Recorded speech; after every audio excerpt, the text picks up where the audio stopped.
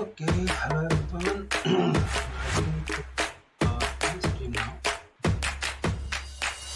We are going to be playing the ballers and elite today. Elite has not even started yet, so we are just playing ballers and each district.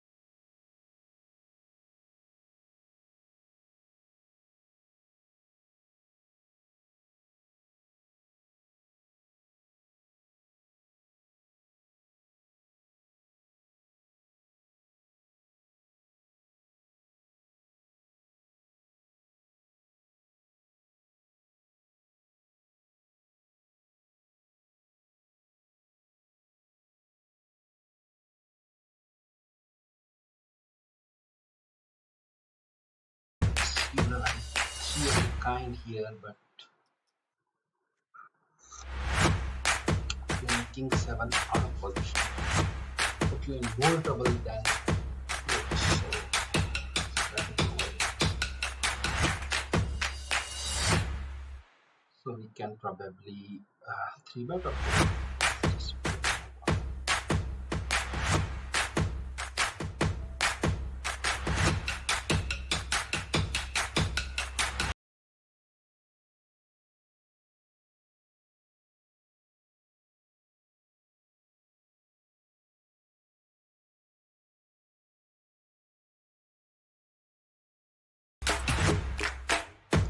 Alright, so here we have 8, 9 already, and we have back half of it. Not a hand that we really want to like play post flop with not much equity.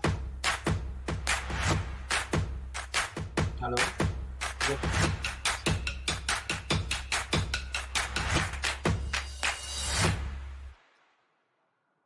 हाँ अच्छा अच्छा अच्छा एक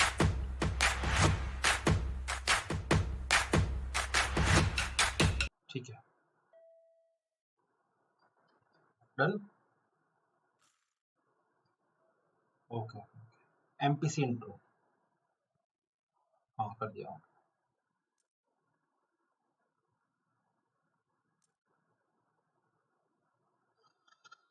alright guys, so we have pocket eights. Okay, last hand we opened and we got a 4 bet. After we 3 bet ace 9 offsuit from button. Obviously that was a unquestionable. Okay, let's be open. 2 callers. We're just going to check back and give up.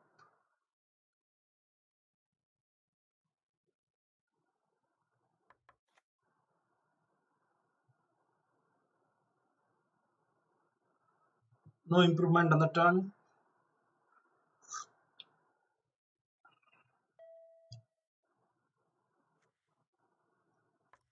We are totally in check give up mode for now. Now we have some hopes.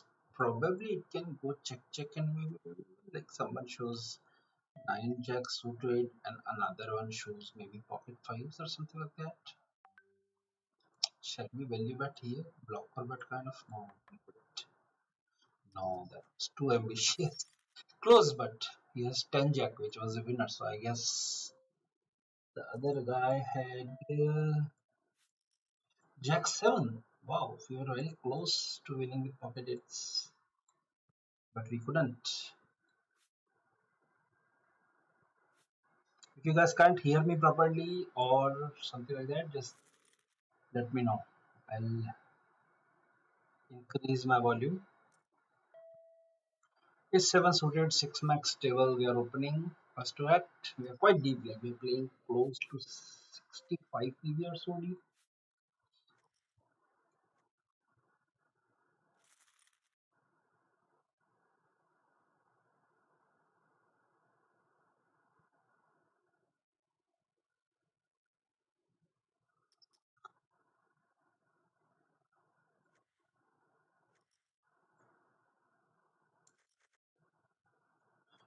So how you guys are doing? How's your 2022 going? Oh, first of all, Happy New Year 2022. It's been like 14 days over already. I haven't had chance to say Happy New Year to most of you. So here I am.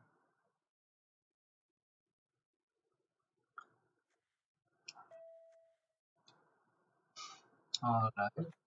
Nothing but a gut shot.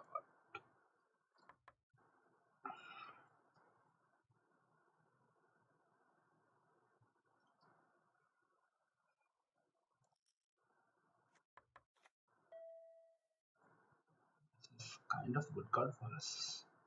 I think I'll go for an overbet here. Take on the pot. I don't think he had anything anyway, so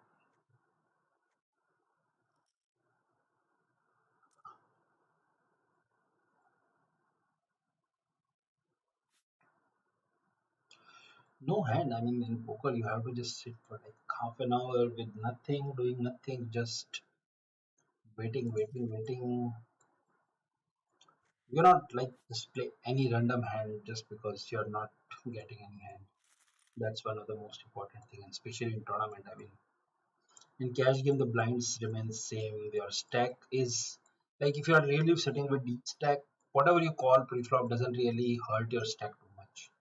If you're sitting with like let's say 300 big blinds deep, even if you call some 5-7 big blinds pre-flop and you don't hit, you just fold. It's not much of a what do you say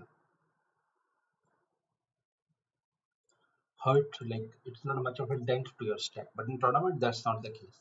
More often than not, like after middle stages, you are just hitting with 40 BB, 30 BB, 50 BB like that. Okay, Queen 9 suited cut off. We are going to make a call and try to see if we can win.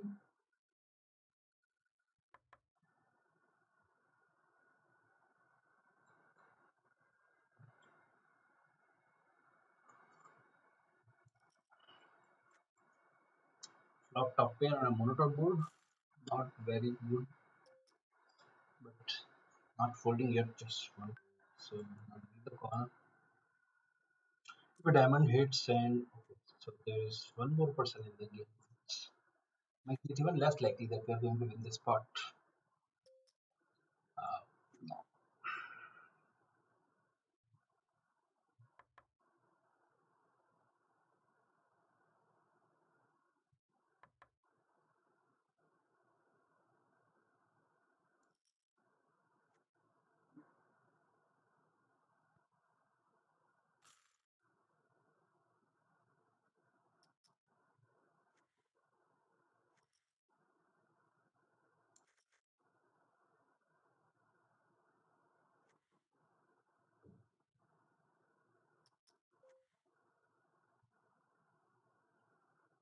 Can you guys not hear me properly?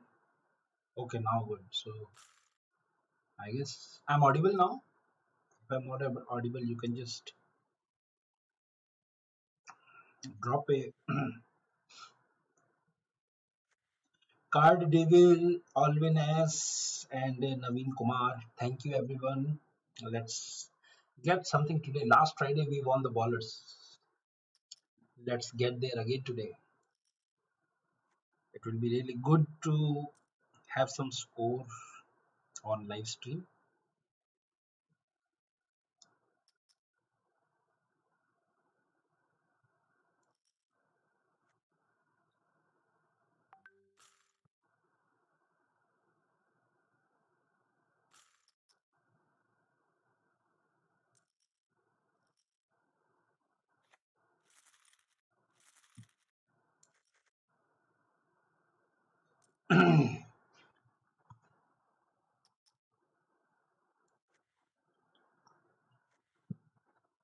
Once we start Elite after 9:30, we will shift our second screen from futuristic to Elite. I'll play futuristic aside and I will.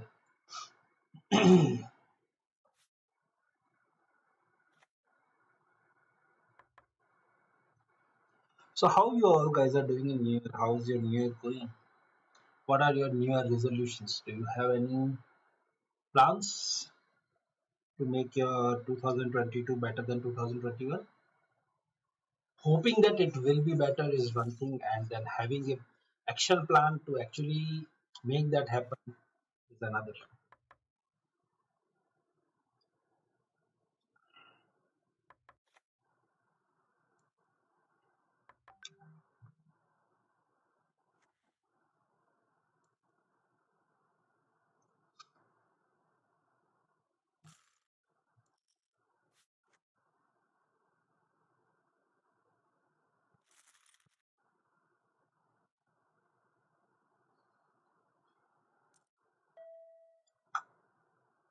Mapak says Happy New Year. Happy New Year, Mapak. Alright, this is kind of wild, but okay. It's been so long we haven't played any hand. Let's start with this King 6 suited first to act. This is our kind of bottom open. I mean, we don't really open this hand, but we are deep. Okay, as expected. We shouldn't have opened. And this is the reason why we don't open from early positions. It's very, very good chance that someone is going to have a better hand and just three back, and we obviously cannot just play post flop with this price.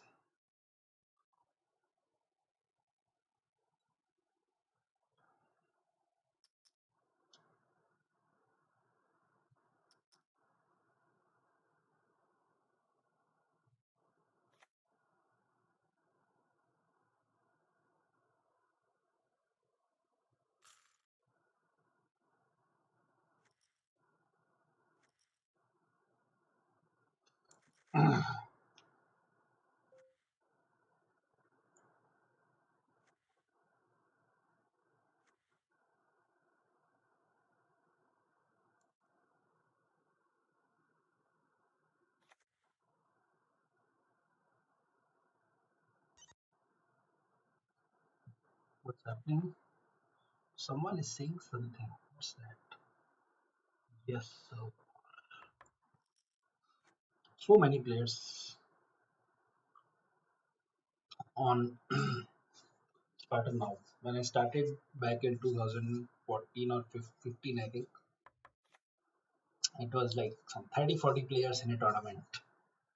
And I used to grind that time tournaments like 220, 330, and if feeling good, if I'm feeling fresh, if I have a good bankroll that day, then I'll play 550. Then sometimes like not exactly this.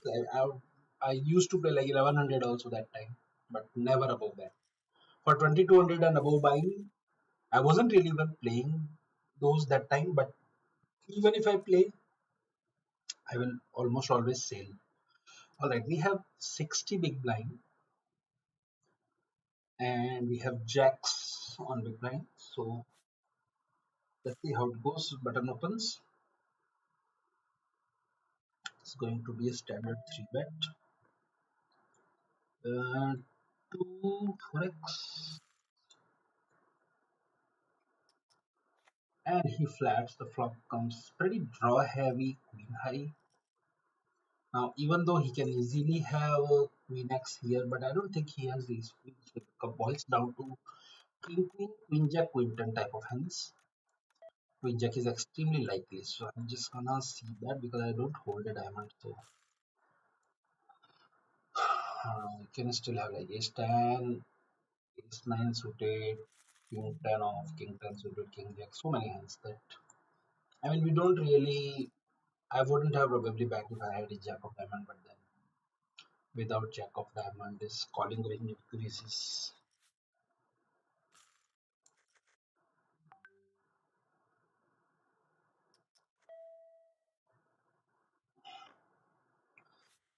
7 8 off.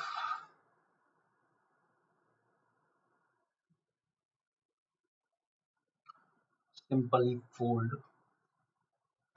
Move on to futuristic where we have 4 8 suited on big blind and then if at least there is one more color, I'm going to defend this. Otherwise, I'm accept.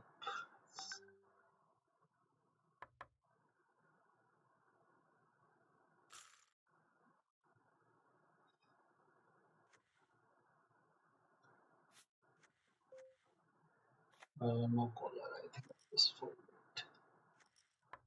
The problem is in heads up pot, it's like very likely that he will be even middle pair, bottom pair. I won't really be able to call 2 3 streets. And it goes multi-way. The original raiser's bluff percentage automatically decreases, which gives us more chances to go to showdown. So we are going to limp ace king from small blind and probably raise if he. Okay, he is raising. Now the question is jam or raise or call. We can even call as well, but then offsuit is probably jam. Try to get called up by any other ace-6. Yeah, that's it. And here is the double up.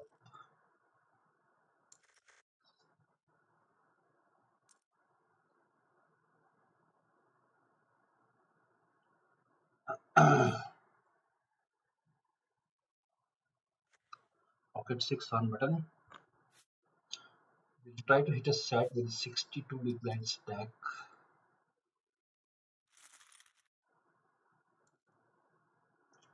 With a pocket pair, like from this maybe 4s to 7s, 8s, you want more and more people to get in. I mean, some hands in poker you don't want to play multi-way. Some hands you almost always want to play multi-way. Like pocket pairs, it's fine to get multi-way. I mean, it's not like he's someone will always have a better hand, but when they will not have a better hand, when they will have a single pair hands, more often than not, you will just get paid very heavy. All right, so I guess check is fine in this. We opened ace jack suited, and we got called up from the small blind. I think I'm just. Oh wow! Just a minute. We have floated ones here, and boom, turned a set. So now he's just pumping. So I think I'll probably go for call. Yeah, I think call is fine because river SPR is close to one. Even though backdoor flush got there, I mean, doesn't really matter. We have decided to play our hand this way. There is no other way of, like, we cannot just get away from this. I mean, he is most likely going to show his X of spades, but then so be it. And I just cannot hold my set here because he can still have so many two pairs like that he's jamming. Even threes, ace 10, ace 9, and some even bluffs. I mean, if he has like ace queen with the ace of spades, that also he can jam. Just, oh wow, 9 jack of spades. So good card on turn, but a very bad card on river. We ended up losing, but whatever. So here also in the last hand, ace jack suited, we turned picked up flush draw on the turn after taking flop, and we bet and Rohit folded. So we took down the pot.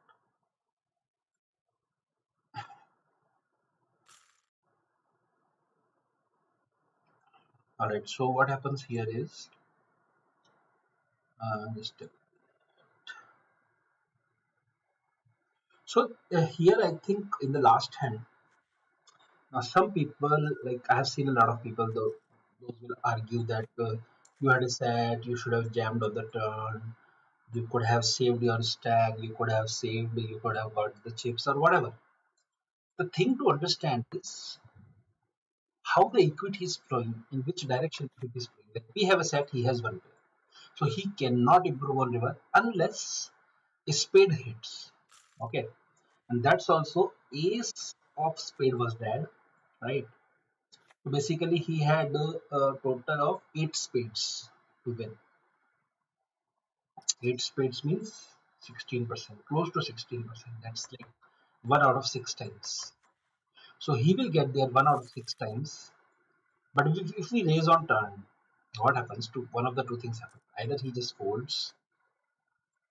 If he folds, I mean, we have really lost money when he folds. We didn't lose money because uh, he made a flush and we lost the pot.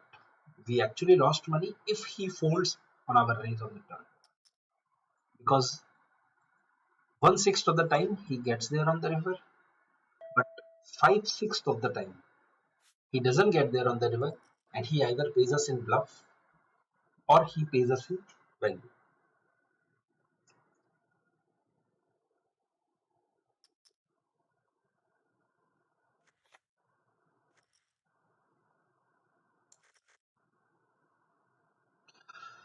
Okay.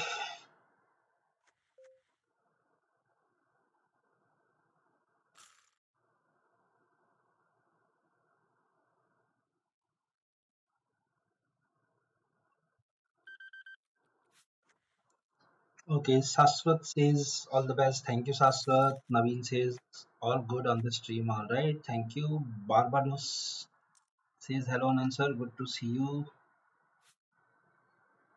Okay, thank you, Barba. Arindan Naik says good luck, Anandji. Akka, Mr. Pro. Congrats on it. Crore. Thank you, Arindam. Prabhudas says hello, Anand sir. Good luck. Thank you, Prabhudas. Let's see what we can achieve today.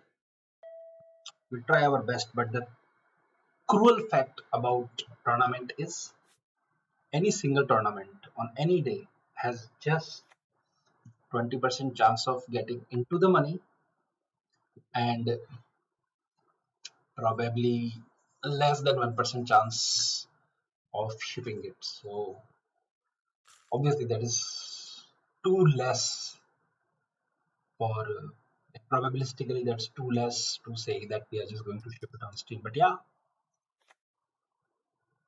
till the time probability is non-zero, all good. All we want is a little hope. Okay, maybe I think you guys might be facing some problem because the light is opposite. But yeah, I mean, just can't really do anything in that. That's how the structure of my room is, my PC room. So,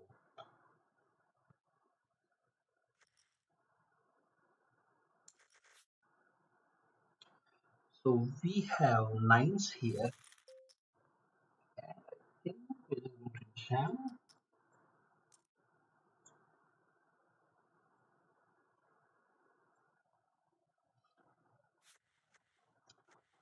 We have jam 16 with nines, which is like pretty standard. I mean, at this stage of tournament, we really don't want to not take the flip. We really want to take the flip. We want to make stack as opposed to later stages where we don't really want to just get it in at, I mean, close to or less than 50% equity. Like we cannot just hope that it's someone is holding over cards and we calling off all ins on pocket games or something. I usually don't overplay my pocket pairs, like especially small pocket pairs. I am more likely to just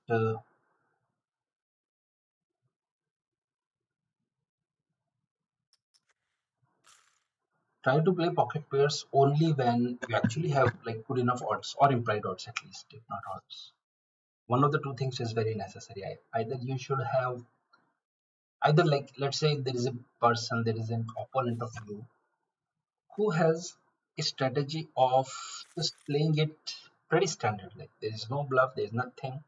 If you hit, you play. You don't hit, you don't play. That's the strategy of that opponent. So he opens, and if he doesn't, like let's say he has ace king and the flop is 10 queen 3, he won't bet. That's his strategy, and we know it. Let's say for example, again that kind of person playing small pocket pairs is like not very lucrative because the thing is even if you hit a set you will not get paid. I mean it's not like you will not get paid unless it's kind of a cooler situation where he has a top pair and you have a set, or he has two pair you have a set, which is like obviously it's very okay. Let's meet after break. All right, see you guys.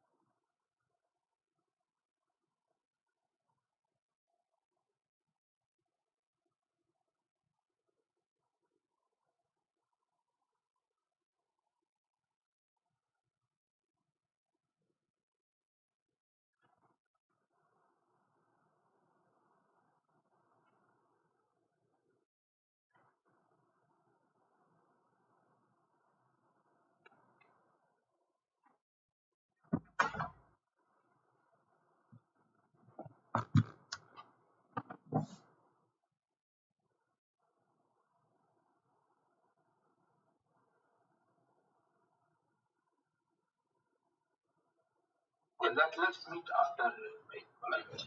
See you guys.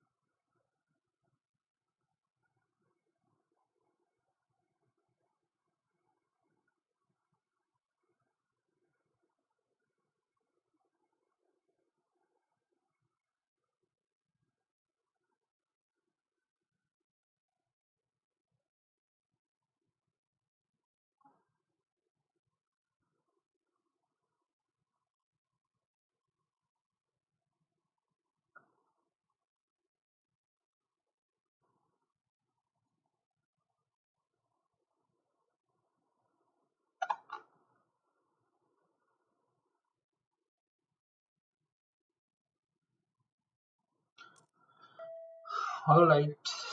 So we are back, and yeah, so what I was saying that yeah, so if people playing more standard will give you less implied odds. Someone playing very aggressive, trying to win just every pot by betting, three betting, three streets betting, even with nothing or with a weaker holding, your implied odds are going to be very good against that specific player. So you really want to play some suited, suited aces, suited small aces post flop, or pocket pairs post flop with those kind of aggressive players. Rest implied odds also depends on how much stack is behind. So let's say you have a stack of 50,000 and the blinds are running 500. You have pocket threes and someone opens and he has a stack of 10,000. Even though your stack is very good and you can like easily afford to call here and fold post flop, you should usually be avoiding this situation. Why? Because more often than not, uh, you will not be good. You will not hit a set. Even when you do hit a set, you're not really going to get paid big. I mean, he just has 20 bigs, right? So your overall chances of hitting set plus the payoff if you hit a set, the combination of these two factors is not favorable for you to call. So you should play probably when he has like 20k plus a stack, like 40 BB plus. But in general, the shorter the stack is, more like you should be playing high card heavy games rather than flop dependent or board dependent cards.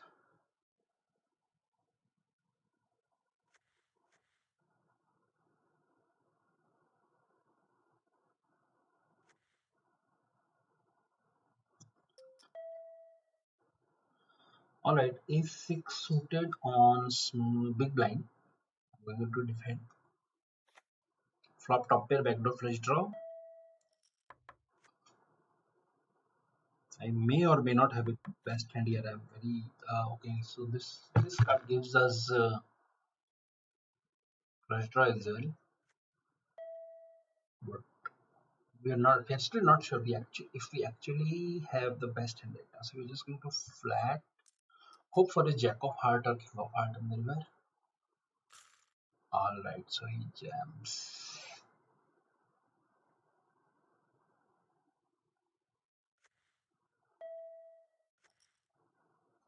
All right, guys. We really want it. We really want a king of heart on the river. Oh no. Close. Okay, we didn't get it. I think we can still chop it. I'm not sure if this guy has anything worse than ace jack, but oh no. Oh, there is no chop actually. We are just going to lose it. To king jack. Oh, he had king of heart. How will we get? But anyways, it's kind of standard hand. I mean, he should have actually just jammed it pre-flop. I'm not sure.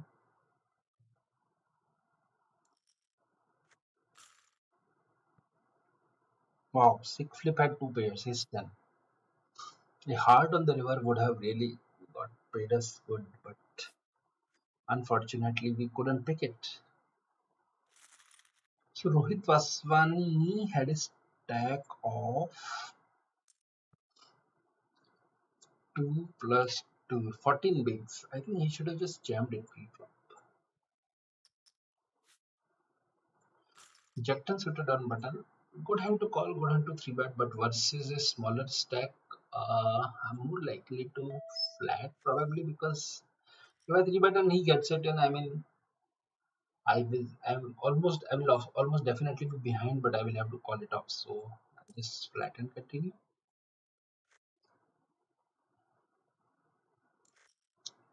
Button button has maximum payoff, and okay, we flop two pair in a multi-way pot. Kind of strong hand, but there can still be some hands that beats us, including king, queen, pocket nines.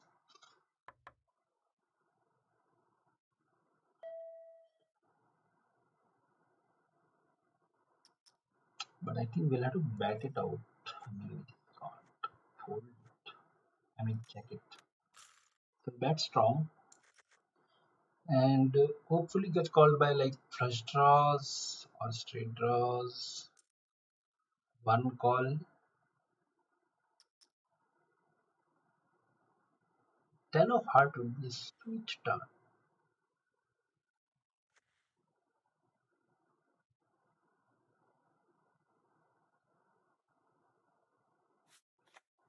Alright, so flush got converted, but we just cannot check it just because there is a flush converted. I mean, he can still have like paired straight draws or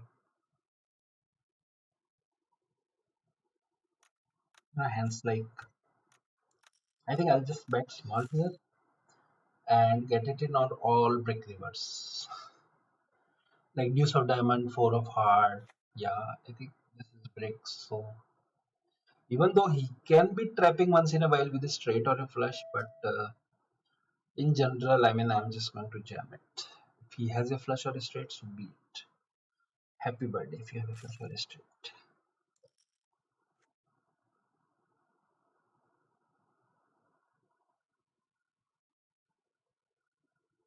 Because he can still have like Jack King, Jack Queen, Ace Jack, Ace 10 with one club. Like so many one pair hands that he might actually call us with just to bluff catch.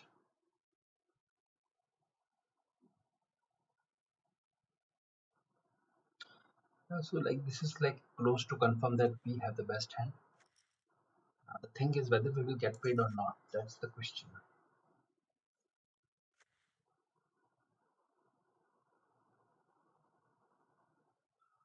I think after this much thinking, people usually call it off. Oh wow, he tanked a lot and folded. I usually see people tanking a lot and then calling it off.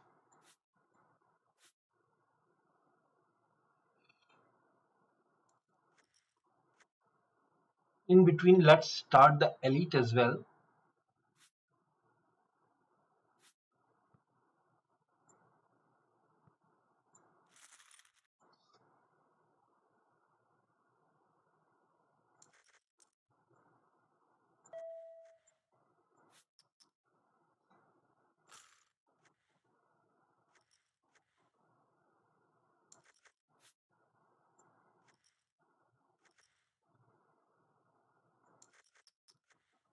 Alright, so this is elite, and the very first hand of the tournament, we picked up ace king of suit in the small way. We are going to raise it to probably slightly.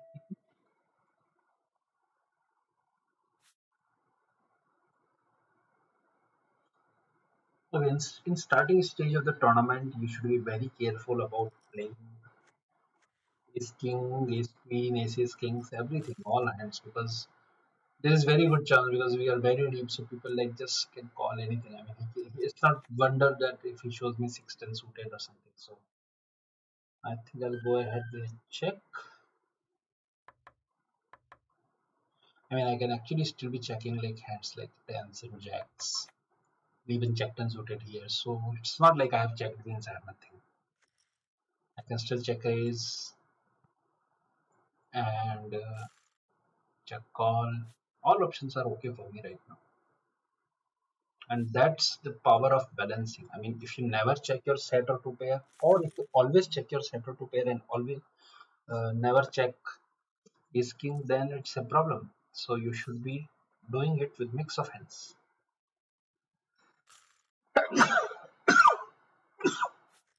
Sorry.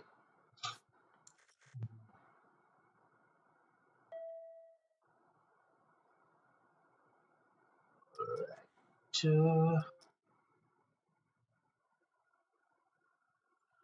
here I think I'm going to. But it's not a good hand for me to play this flow by this hand. So just go for it. And here we have this guy is betting pot. I think I'm going to check all this bad and so I'll go ahead with the check raise because turn comes at 10, which is I think good card. I mean he's not bad calling 10x here, right? So I'll still check call and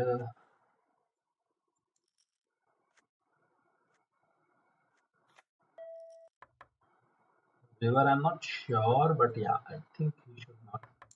Yeah, so we win the pot.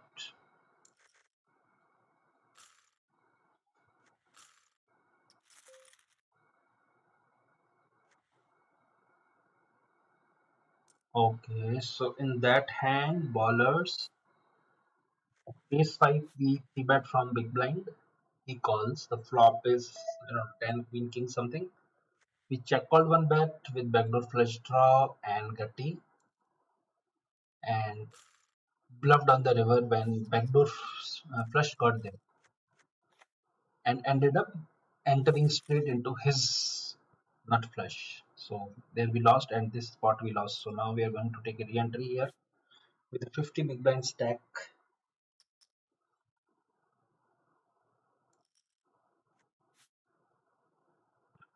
He had in the last hand on Spartan. His queen, wow, that was close. So he somehow ended up winning with his king,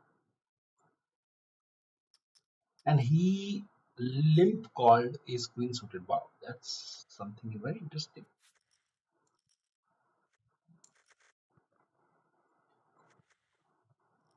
Okay, let's check out who is saying what on comments.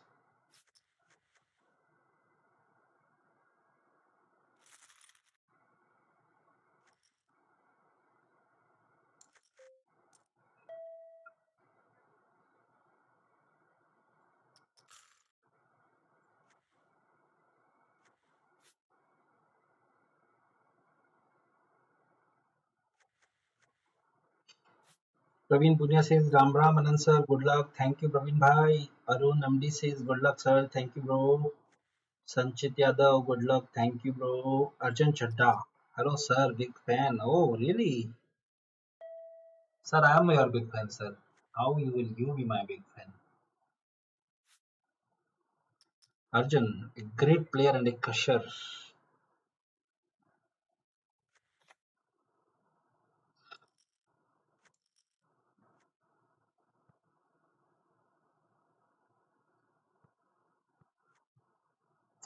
Prabhudas says how to determine when to use geometric bet sizing and when to use varying bet sizing.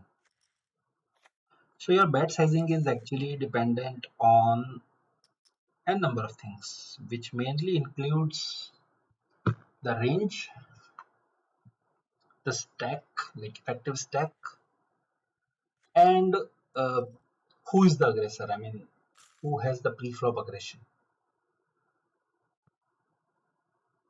So here in ballers, we opened 5-6 suited. This guy calls, this guy 3 bets, we folded and we would have flopped a straight flush draw. Less, folded it pre-flop. It's 5 off on button again. Wow.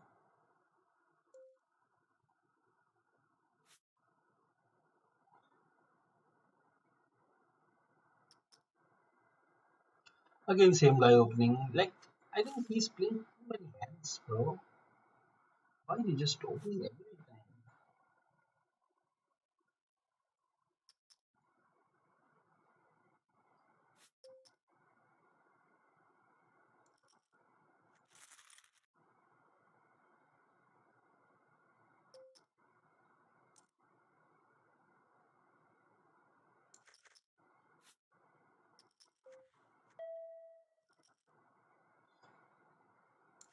Alright, king 5 off. We have to fold. And here in elite, we have ace 5 suited. We're going to open it fold and probably hit a flop flush. How about a flop flush? Alright, we got a 3 back. I think this is a good hand to forward for sure. I mean, if at all I have anything else four bet apart from queens, kings, and aces, then I think this is it. I think ace king also I'll probably flat here, so I'll go for a four bet here.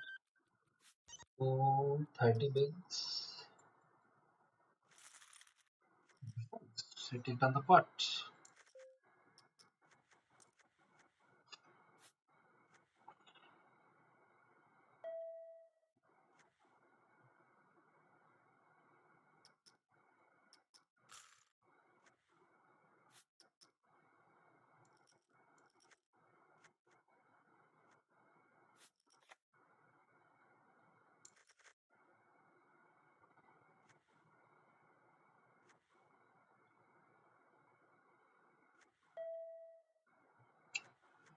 So in ballers, open king queen and again get called by the same player. He's going to be lot like I think Broadway heavy. So even though I can actually have a best hand here, I'll go ahead and bat and try to make him fold probably some ace highs that he's still I think maybe ace 8, ace 9, ace 10, even ace jack.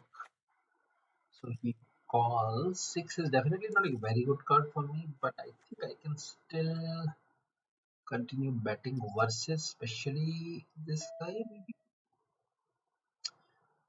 But let's say I have 10s or jacks. I think I'll still bet, right? I mean, there are not too many sixes that he has here. So I'll go ahead and bet small again. So he can still have a number of diamonds that we are beating. But once he calls on flop, calls on turn. Okay, so what exactly? Let's say what we are beating on the river. We are beating Queen Jack of Diamond, King Jack, King 10. Huh? Wow, that's an interesting line now. So what he's saying is basically he's blocking our options. I mean, we cannot really bluff now because even if we have aces, we are not really going to raise just flat this bet. So if we raise this bet, it doesn't really make much sense. Plus, he can still have value which he plays this way, like 6, 7 suited, 3s, 5s. So I think after trying for two straight on the river, we don't really have an option except folding. So take it.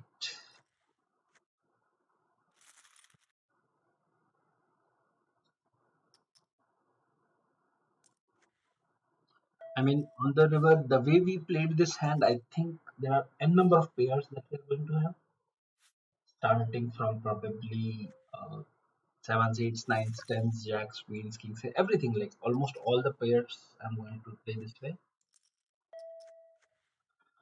Okay, ten suited. We are going to open again.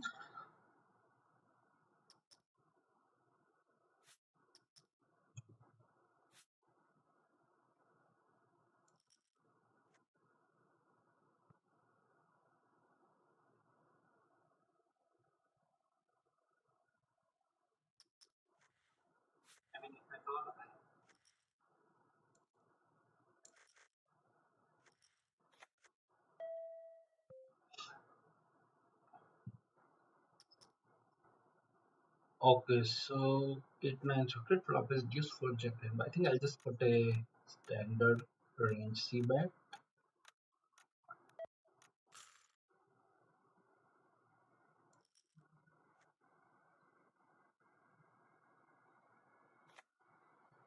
Get called.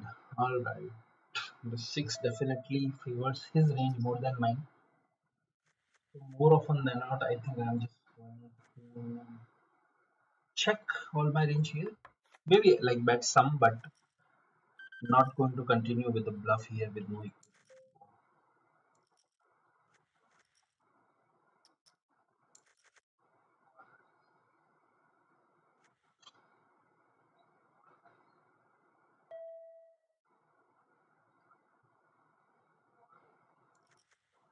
I think, yeah, actually, Queen is a good card for us. I think this is a card where we can definitely bluff. Because all our King Queen Ace Queen that we played this way, I mean, they got there on the reverse. So I think I'll just go ahead and bet. Even though I'm expecting him to call a lot of times, but then it has to just go through probably 25 or 30% because rest of the so many times I'm going to actually have it. So I don't really mind if he calls me because if he calls me here, he calls every time when I actually have it also. So it's okay to get called and lose a pot. You don't have to, yeah, like you don't have to bluff every time only to get the pot. Sometimes you have to bluff so that you can get paid when you actually have it.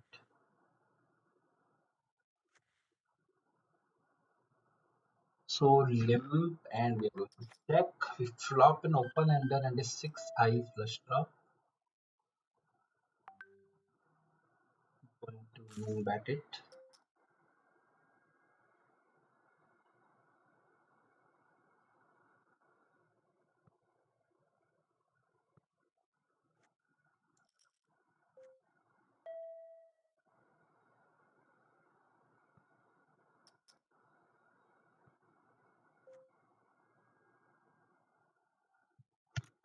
River is an ace. Okay, not here. Sorry. Here we are going to call his min raise.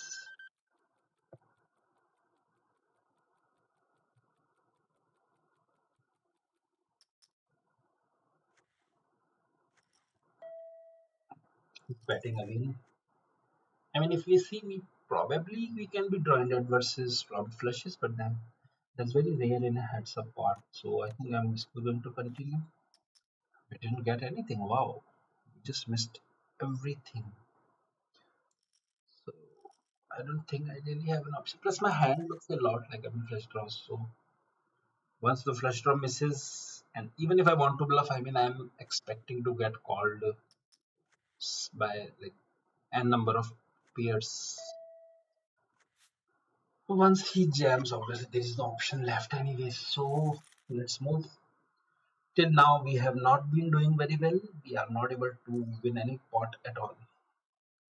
But I feel it's going to change. It's going to turn around very soon, very, very soon.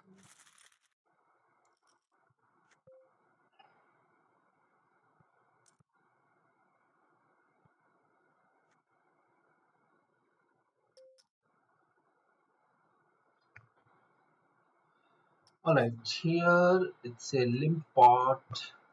41 limps, micro bike limps. We check. This is the flop check around turn. He's batting. We are going to call with second pair and river nothing. So I think it boils down to either he has a queen or he has nothing because I don't think any other thing like strong jack, like jack. Probably the where he can have like deuce five, yeah, deuce five possible, even eight deuce less likely.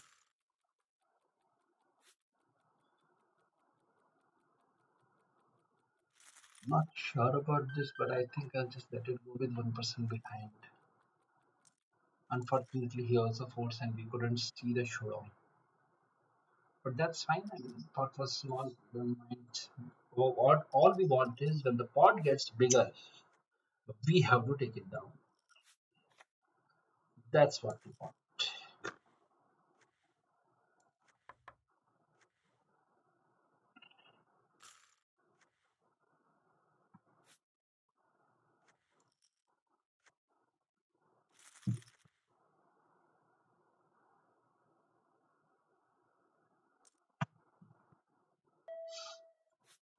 So in Elite, the starting stack was 15,000, and till now we are able to increase our stack by 30%.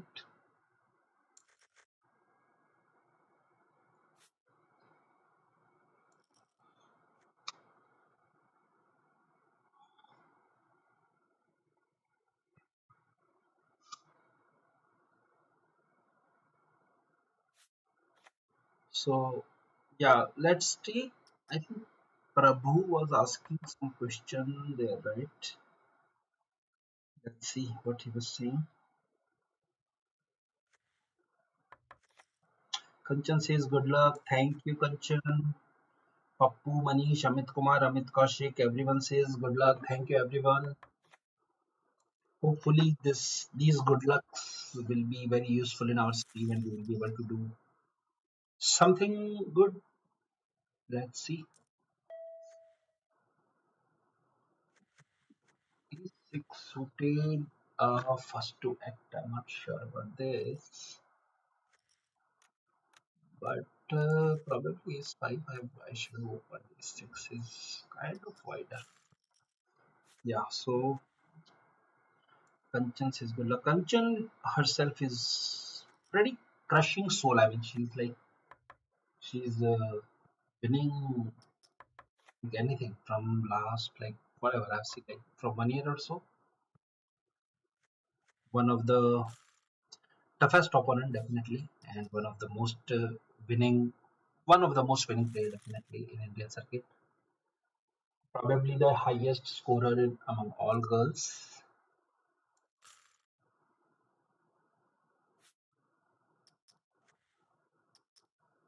So Prabhu Das says how to determine when to use geometric byte sizing, when to use varying byte sizing. Yeah, so I have partly answered that question. I think I said you this your sizings depends on board, who the board is favoring, what is the effective stack, and who's the aggressor pre-flop. So if you have flatted aces pre-flop out of position, whatever is the board, whatever is the stack, you should not be donk leading the flop. Whatever is the flop, like even if you're scared on the flop, even if you have flopped the chords or something, whatever it is, but you should not. So your sizing will depend on like that is actually the action depends on pre-flop aggression. The sizing depends mainly on board and stack. So we have picked up queens here, but now this is so odd. I mean, this guy is limping. I think I'll just go with a raise. I don't think people can catch me that easily that I have a monster. This guy has been like playing too many hands post flop, so not sure. Okay, so he calls and the flop comes queen X. So we flop a trip. I don't think he's ever going to bet here if I check. I'll go ahead and bet 20% pot to like alright. So now it's a pot bet left and there are diamonds as well. So I think now I'm going to just jam. If he has hands like 10 jack or ace X, he's definitely calling. I mean king jack and king 10 he might fold, but that's fine. Like it's less than one is clear, so I don't think I can do it. Alright, he folds. Missed value. But okay. Sound clear nahi aa rahi hai, someone is saying. Okay, so let's reduce the desktop audio a bit and maybe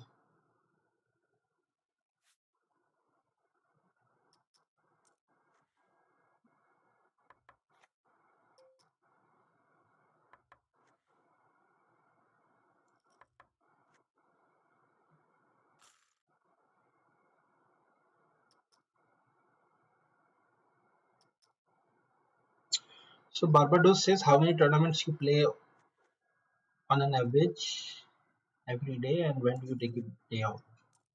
So the thing is, I usually play, you can say whatever is available for good value on any specific day. So specifically Wednesdays, Thursdays, and Sundays. These 3 days are busy days. There are good value tournaments on all Indian sites, and then some on NET as well. And I take a day off mostly on like Monday and Saturday, because Saturday also there are not many tournaments. Most of the Indians are in party mode that day, so there are not too many good tournaments on both Mondays and Saturdays. So I can take one day off or both days off depending on like how bored I am on that day. Plus, I mean, when there are no activities to do any day, I mean, when there is a lockdown or we are restricting to go out, we are restricted to go out, then we anyway don't really have any option but to just spend time.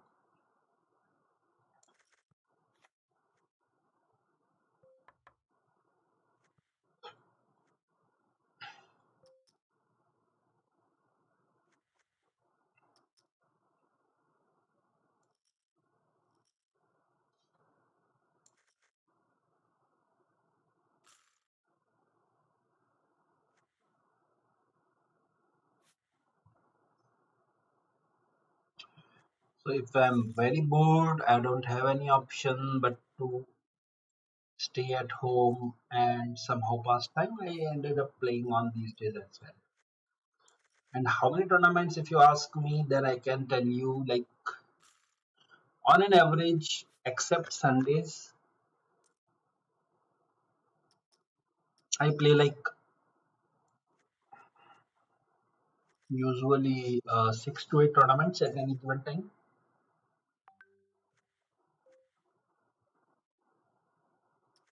And on Sundays, like at a time, I play 6 to 8 tournaments. But if you include re-entries, if you include all the tournaments that I play in a specific day, then I can say probably 10 to 12 whenever I play.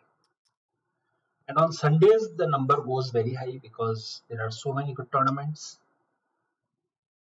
and then there are good tournaments on other sites as well. So I think on Sunday, including re-entries, my total tournament touches probably 40, somewhere between 40 to 50 maybe. Because single tournaments, if you take one re-entry, and there are let's say two and two, 6 tournaments on Indian sites, 6, 7 tournaments. Even if you take two bullets, then it like 14, 15 tournaments you can say it's there. And then the foreign side where there are n number of tournaments. So I end up playing like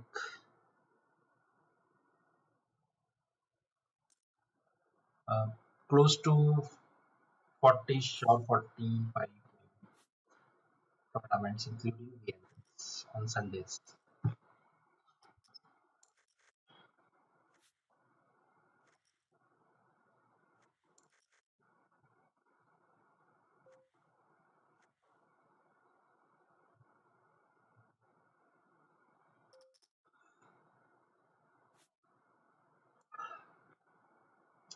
We are so kind of guarded. I'm feeling sleepy, boys. Do something. Send your good luck. Give me some good hands. Okay. All right. Let's see here what we can do. King 10 straight on small blind with a 15 big blind stack. I think it's a jam. I mean, cutoff open is definitely much better.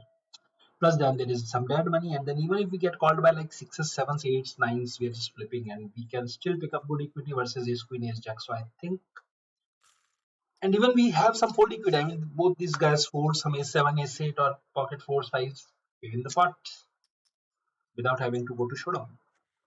So yeah, that's what happens. We pick up the pot, at least some dead money. So this is nonetheless a very good result. not face the variance and still end up winning like 25% of your stack.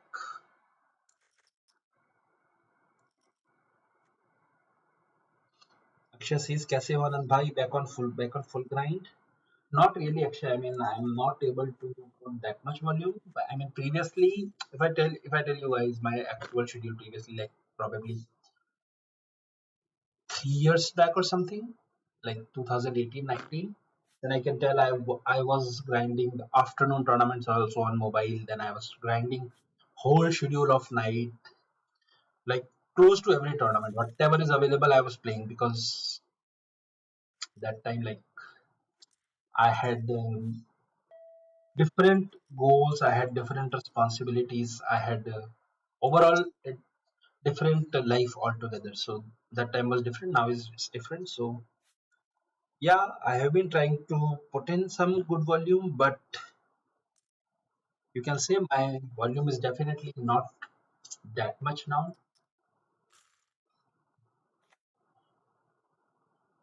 Pokemon limbs, Hamdall raises. We have six it off. I don't think they're going to put it in big blinds with six it off. Out of position.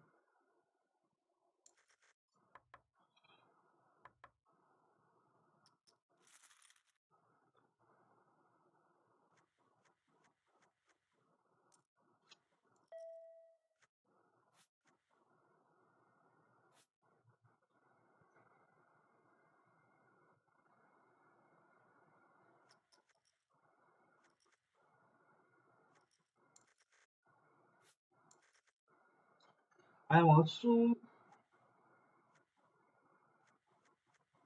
slowly transi- transitioning into cash a bit. Like not my plan is not to get totally into cash, but yeah, I want to after like years of playing tournaments, I want to check my hands again on cash games, and then once I like check and see how am I doing in cash, probably then I can take a decision to just permanently shift into cash because that's definitely more convenient option for those who cannot put in like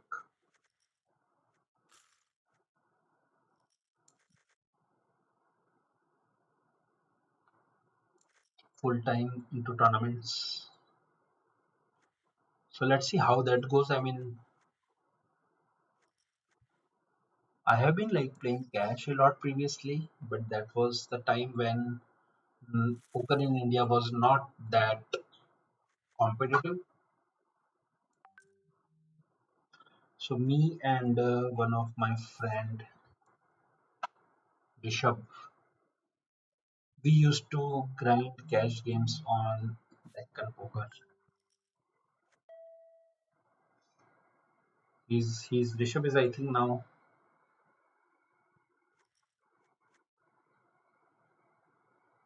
Rishabh is I think now very big cash game player, and I have come into tournaments from that time. That was I think some 2014 or so.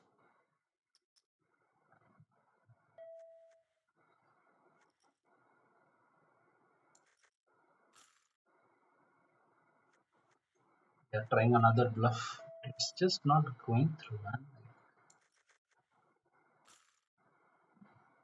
None of the bluff is going through today.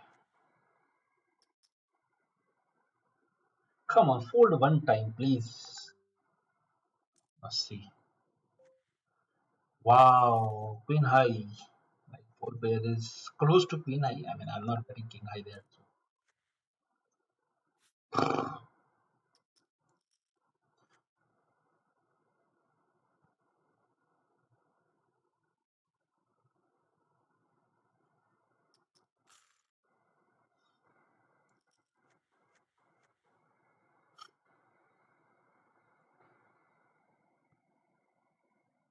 So I'm playing mostly on like Tuesday also I'm playing, but definitely the value of Tuesday tournaments is not as much as it is on Wednesday, Thursdays, and Sundays. So even though I'm playing, Okay, I think this hand we're going to jam from button irrespective of an open or a fold solve.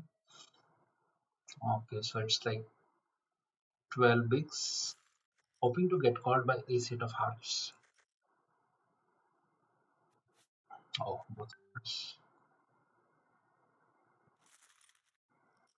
So,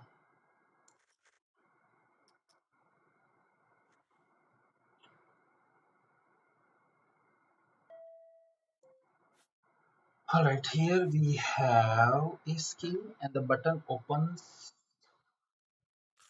and small blind flag. I think uh,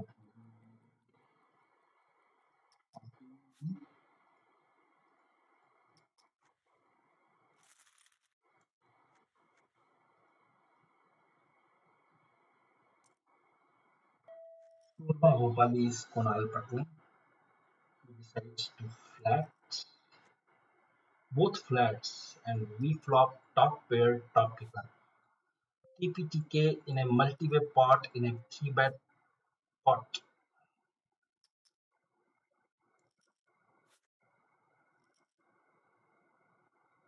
So I think on this board I need not to go big. I can just go small.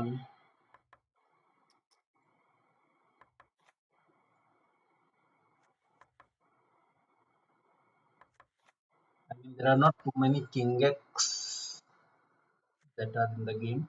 There are so many pocket pairs and this 10 is jack that are in the game. So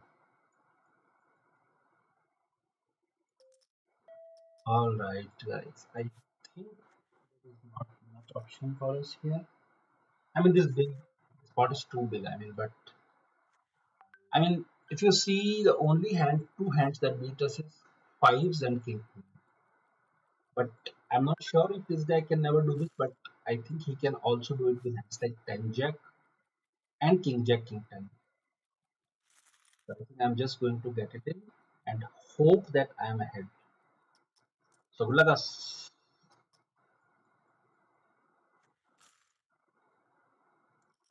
Oh my god. Ha ha ha! What to do? These guys.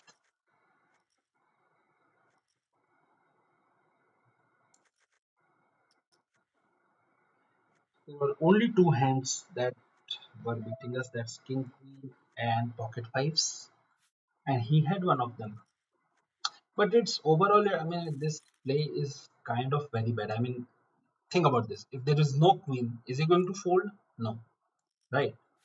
He's just going to like probably not raise, but then still play till river at least. Like he would have lost really big pot because the pre-flop pot itself was 42 VB, so he would have definitely I think lost entire stack if there was no queen. So if you see, uh, hitting a queen was definitely one of the very lucky thing for him. Okay, I think this is a double up time here after long. Button opens, we jam, he calls, and we win.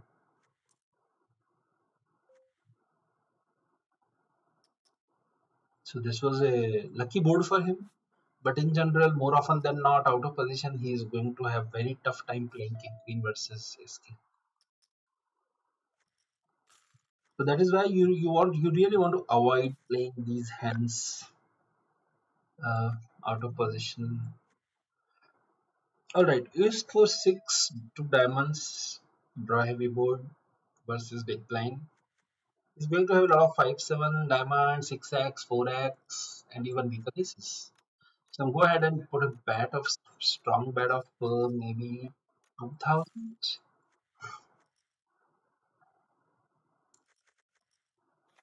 So he calls once and now turn is a diamond. Now I don't think there is any value in betting because if we bet, I think we get called only by diamonds. But there can be one diamond hands, not much. I mean, six, seven with seven of diamond, five, seven with seven of diamond. There are couple, but I think I'll just go ahead and check. This is close to a brick.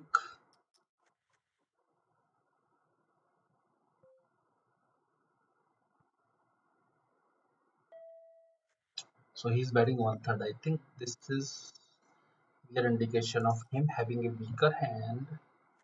Can I value raise here? My kicker is still counting. I strongly believe that if he had a better hand than his eight, it's like only ace nine, right? Ace 10 is jack, he will bet stronger. And ace queen, ace king, he will mostly 3 bet pre-flop. So I think I'll go ahead and raise small and hopefully get called by worse.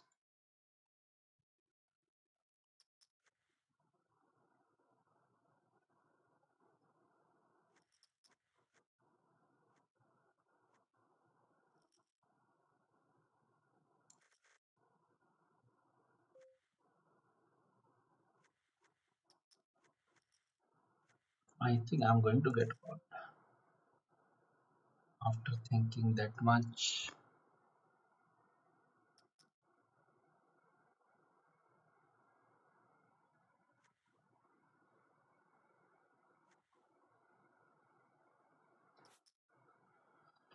Okay, he folded, but yeah, we definitely had the best hand, but ended up not getting the value. So we are back to the original stack now.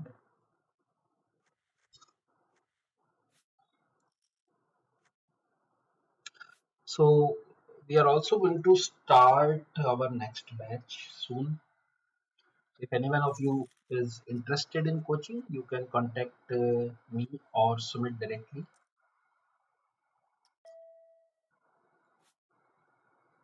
Like I am taking sessions for intermediate level tournament players. So if you're interested in that, you can contact me or Smith from Monster Poker Club.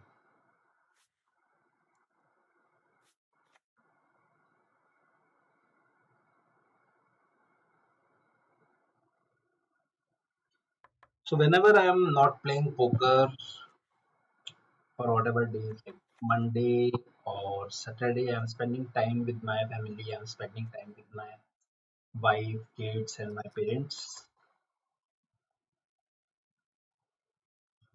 So here we have a raise to 2.5 BB. We're going to defend 4-9 suited and see what develops. Middle pair, okay kicker on a monotone board. Not folding yet, definitely. Turn is bad one. Turn is a piece which definitely gives him like good opportunity to bluff. But then I think I don't really have enough option but to fold. I mean, my equity cannot improve. Like if he has ace deuce with deuce of diamond, then he's like way ahead. So I'll just go ahead and fold. So here there is a spot. So we opened from first to act and he calls and then he jams 15, 16 maybe. I think I'm going to rejam here. He's going to have a lot of pocket pairs which starts like probably pocket fives or sixes plus. And yeah, sometimes we will be definitely be dominated and we will lose the pot. But the thing is, we need only 40% equity because pot is 17k and we have to call 11k. So it's like having 11k flip with a 6k. Okay, so we are dominated. They think, yeah, this pot is gone. But in general, if you see, he's going to have a lot of pocket pairs, fives, sixes, sevens, eights, nines, tens, jacks. So it doesn't make sense to call this off if there is no dead money, if there is no call behind, or if it's a like some other situation where we have to put in equal money. But in this case, we had to put 11k to win 28k because 17k was in the pot. So we had to put 11k to win a pot of 17k plus 11k. That is 28k. So when we have to put 11k to win 28k, we need an equity of 11 by 28, which is like 39%, which is like close to 40%. So a lot of combos that he's going to have will be like pocket pairs, and sometimes even we could be ahead as well. I mean, all right, I think this is the same situation that we can jam. Like we have a kind of weaker holding, but then we are also blocking some of his good hands. Ace Jack, Ace Queen, King Queen Jack. So I think we want to jam here and hopefully get a fold or win a flip.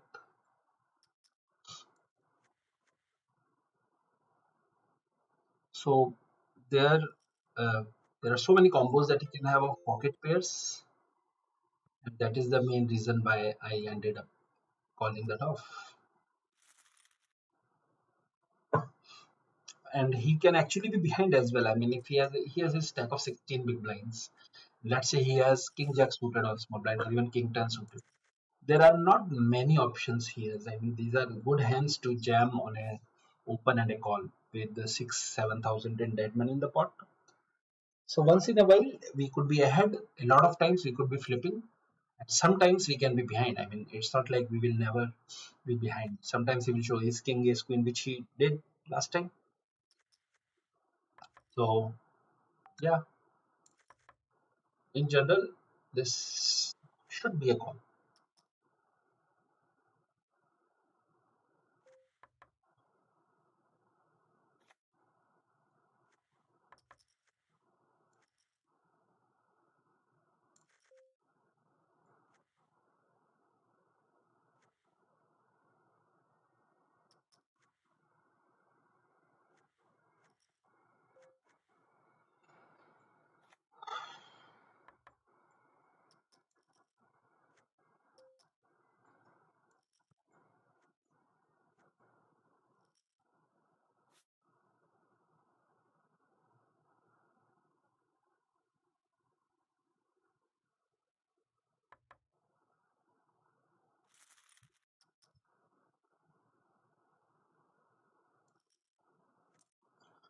Ace Jack suited, 18 big blinds.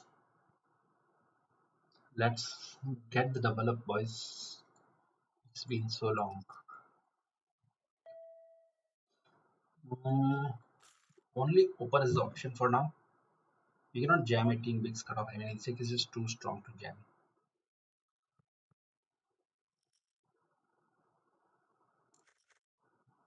But we are not folding as well on this stack.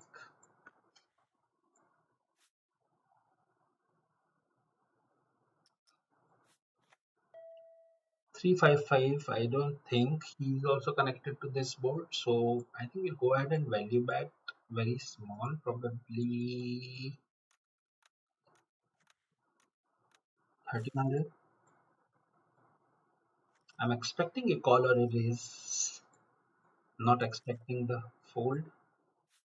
Oh, but he ended up folding. Wow, nice. So let me just put them apart.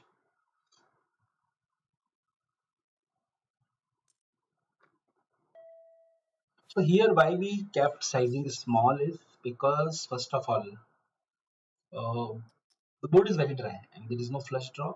And given the button's range, there are not too many straight draws as well. I mean, he's not going to have 4 6 that often. Like 4 6 is, I think, the only open ender. I mean, deuce 4 or 4 6.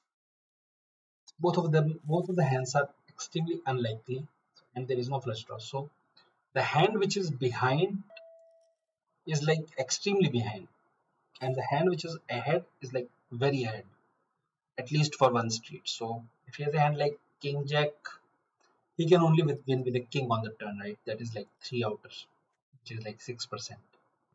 So if someone has 6% equity, even if we give him like let's say hand like King Queen, so he's like six outer, which is 12% for the turn. So for someone having a 12% equity on the turn, we really don't have to bet very big against him. All right, so we opened Ace Jack and got two callers. I think this is the hand that I'm going to just check because first of all it's multi-way. Second thing, this is kind of a range. Okay, this is a good card for us to start bluffing now with the Jack in our hand probably. Even though Rohit is going to have so many like hands. Okay, he's leading. He can have 7 8 7 9 9 10 8 9 8 10. A lot of paired straight draw type of hands. I'll just go ahead and call once. Hope to hit a 10 or ace on the river or a spade for bluff. The jack of spade in my hand, and I think I can bluff this hand. Yeah, it's a very good card actually to bluff. So he's going to have a lot of 9-10 because I think, and if anyone had Jack 10, he would have raised. So it's a good card for us to bluff. I think I'll just go jam. There's a good chance that we will pick it up. Like, yeah, once in a while we will get snapped by two pairs or flushes, but more often than not, I mean, this is a very bad card for anyone in general. Like, Rohit is going to have some 9-10 or Jack Queen type of hands. Yeah, he will have King Queen also sometimes, but this is not a card that both of them wanted to see. So that's where we pick up the opportunity and take down the pot. Anyways, break time, guys. See you after break.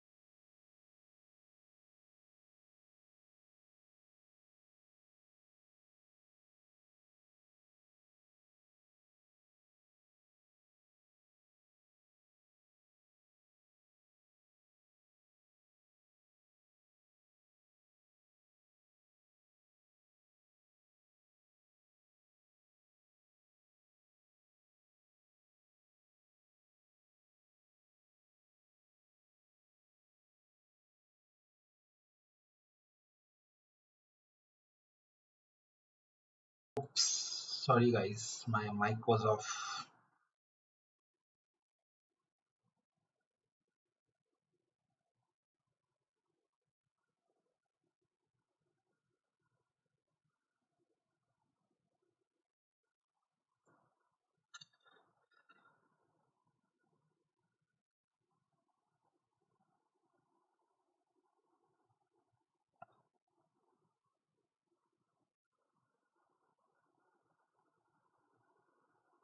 No, I was talking about Rishabh Jain. I used to play with Rishabh Jain, and we both used to like grind Tecton Poker Cash games 10, 20, 25, 50, and even 50, 100, everything like, close to all stakes back in 2014. Richika says good luck, sending good vibe pro. Thank you, thank you. Rishabh Rawat says, do you use a HUD? Thoughts on using an HUD in MTs? Yeah, definitely. HUD is one very good help in keeping like basically see most of the games are knowing your opponents properly, whether it's cricket, whether it's hockey, whether it's football. I mean, in cricket you see nowadays, if you see IPL, I mean there is a lot of analysis going on pre and post match, and there are a lot of data available. I mean, n number of things available. So people are like, how this baller balls, what are the usual heights this baller balls to, or when a batsman is playing, which side this batsman is strong on. I mean, is he a offside strong player or onside strong player?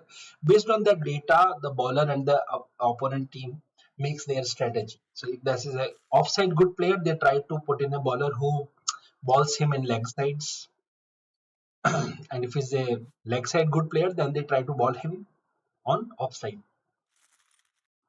So given that, I mean, the data is what gives you an edge over other opponents. So that is why using HUD is definitely one good option. I mean, this was a good hunt. We could have, we would really wanted to play, but then I don't think we are going to call half of our stack for that. So that is why HUD gives data about your opponents, how he plays, how is he doing overall. So that's definitely a good idea to use HUD. All right, so like 25 big blinds effective is jack off. We can 3-bet jam, we can open and call off a jam. All options are available for now with 25 big blind stack. So we'll open and alright, good luck. So we won, and now we finally have one stack more than 25k at least. So now let's take our good vibes to Elite, where we still have 63 big blind and under starting stack.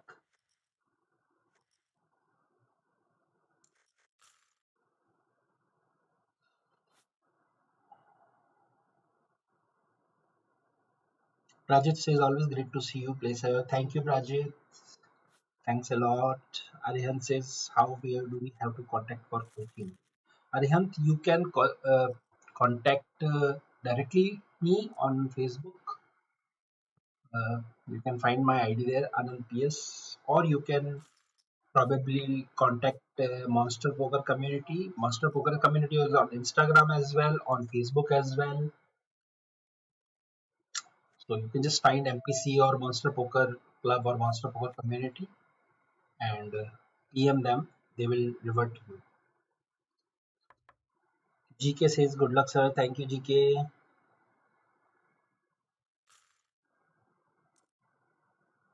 Showtime 94 says, no audio. I think, yeah, in start of the stream, I think I forgot to uh, remove mute from my stream. But yeah, I think now all are able to. Are you guys able to hear me properly?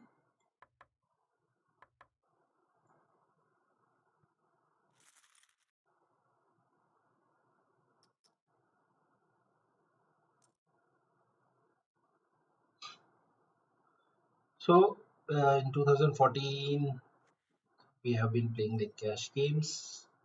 Then we slowly moved to tournaments in 15. I remember in 2016 or 17, I used to grind almost all 550s and 1100s on Spartan, and especially the afternoon, like whatever, there was a tournament, 1100 rupees, 2 lakhs or 2.5 lakh guaranteed. And the last chance, that was the tournament which was in night. Last chance was my one of my favorite tournaments. So I used to just finish all my grind and then play last chance, and used to like score good usually. I mean, 1 week I shipped it 3 times and final tabled 2 times. So 5 out of 7 days I have final table days, out of which 3 times I shipped it. So that was good tournament for me overall.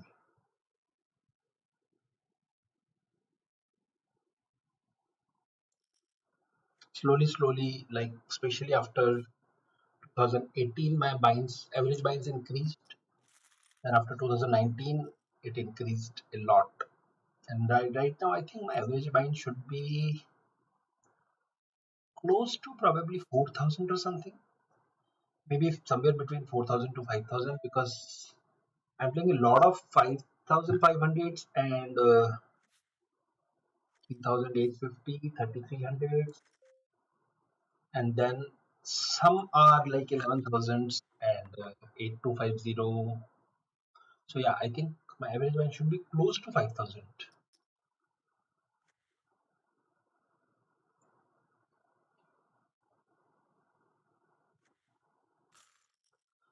All right, we are just sitting and waiting, waiting, waiting. Hopefully, we will get paid for this patience. Today is Friday, so how is all you guys uh, grinding? How is all grinding of you guys going? I mean, any one of you have any specific schedule, or do you guys just play randomly whenever like feel like? That's what I used to do previously. Like whenever I'm playing, like I'm feeling good, I just start playing. Whenever I'm not feeling, which was rare. I mean, most of the times I'm just feeling like playing. So, all right, clean it off. I think we turn off. We are going to open from hijack. Yeah, going to open this table. I think there are not many three bets going on anyways. So I think opening wide is a good idea on this table. Flop is very bad for us, to be honest. I mean, as soon as I see the flop, the first thing comes to my mind is check give up, because we are, even though we are in position, this flop connects very well. I mean, 8x is going to call me. Probably 7, 8, 6, 8 is just going to check raise. Hearts are going to check raise. I mean, n number of hands that is like. There's not even meaning to see bets. We just give up and hope to hit a pair at least in the upcoming streams, or even a high card. I mean, even if a game comes, wow. So he bats and get raised. That was expected from big blind. I don't know what Peace Out was trying to make by betting that 900 one maybe, but whatever. We had to lose this spot on this board and with this hold.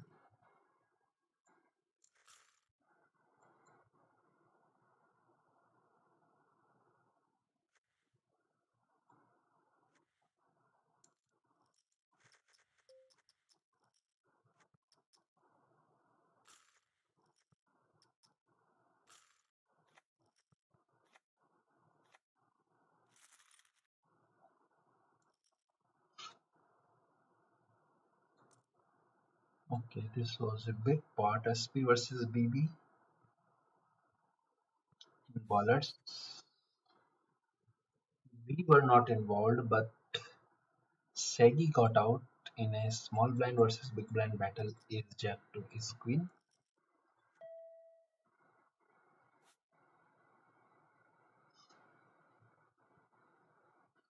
So yeah, If anyone of you guys interested, you can contact Sumit or me.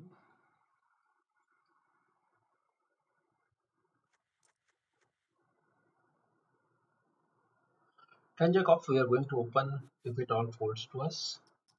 It's not even a like bad hand to 3 bet. I mean, this guy opens we can 3 bet as well, but this is kind of a bit short stack for us to 3 bet because uh, if we even get a call or a 4 bet, then we lose a big chunk of our stack. So I think if I had like probably more than okay, we got an all in from big blind. I don't think I can call this. So yeah,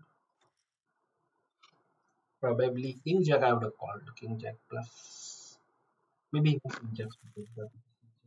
But we have got aces in uh, I'm going to open with a 50 big blind stack.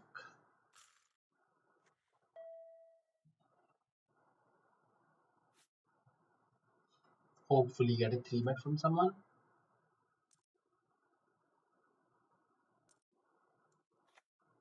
One call from small blind and KP is going to 3 bet.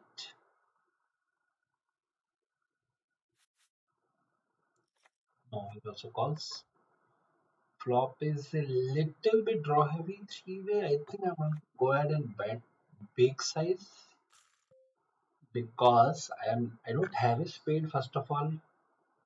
Second thing, it's a good board overall, even for small blind. I mean, you can have so many suited connectors like 8, 9, 8 jack, spade, or even 10x that are not going to fold here. So I think I'll go ahead and bet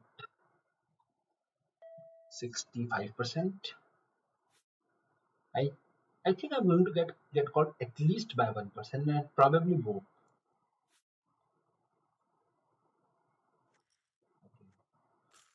8 9 converts and jack 10 gets better. That's it.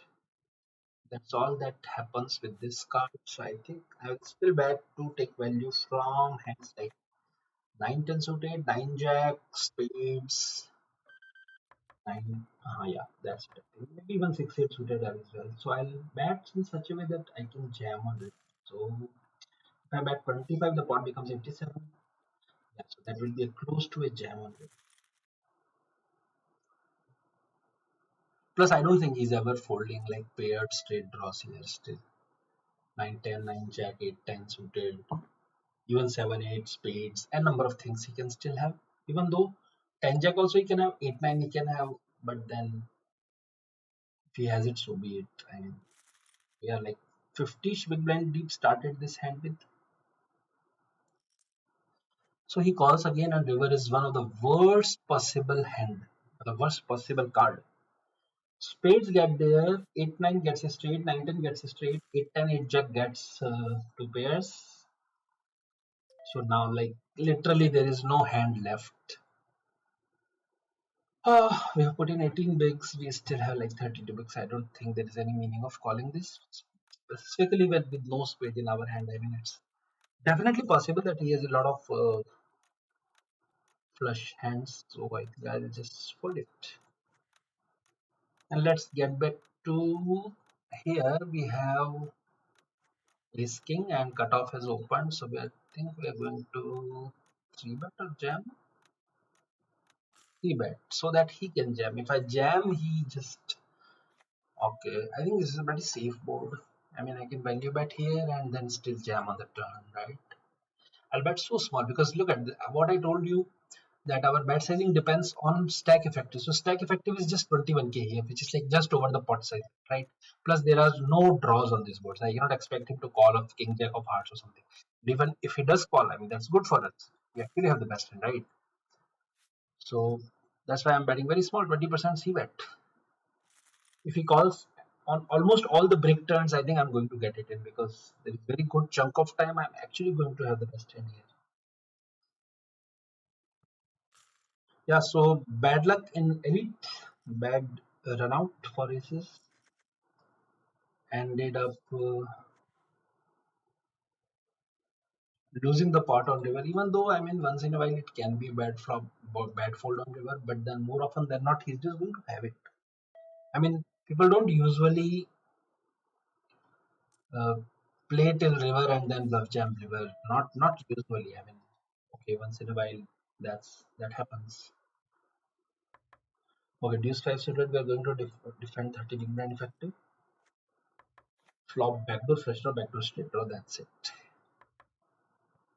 But this is, I think, a good hand. I can check this. Even though my stack is not very good for a check raise. Okay, now it's gone. Now it's just a check fold.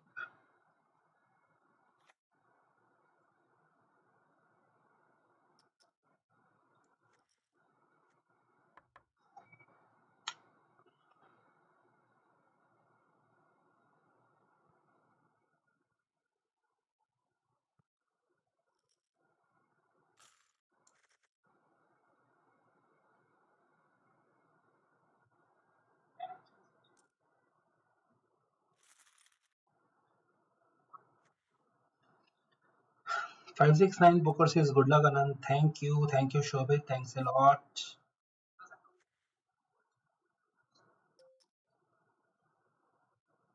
Okay, I think here I'm going to jam because I cannot play this hand post flop with this stack, so there's a good chance he will just going to have a lot of worse. So just pick up like 3.5 picks.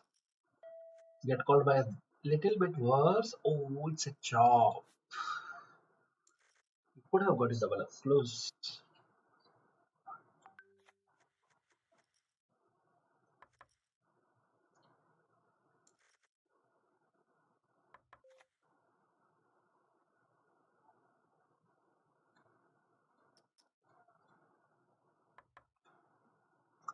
Sarthak says Pranam Pranam, good luck Ji. Thank you Sarthak. Thanks a lot.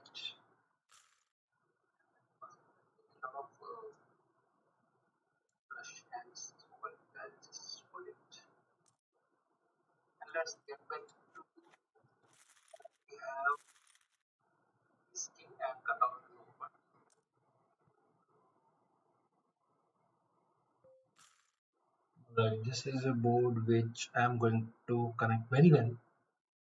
We have a backdoor flush draw as well, so I think I'll bet very small on this board and probably make like some pocket pairs fold like sixes, sevens, eights, nines. All these hands are definitely in problem.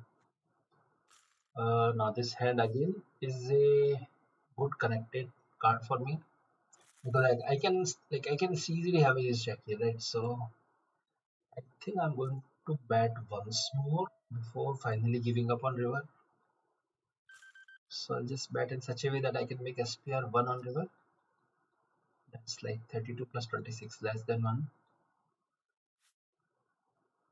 Now like he's mostly going to give up all his.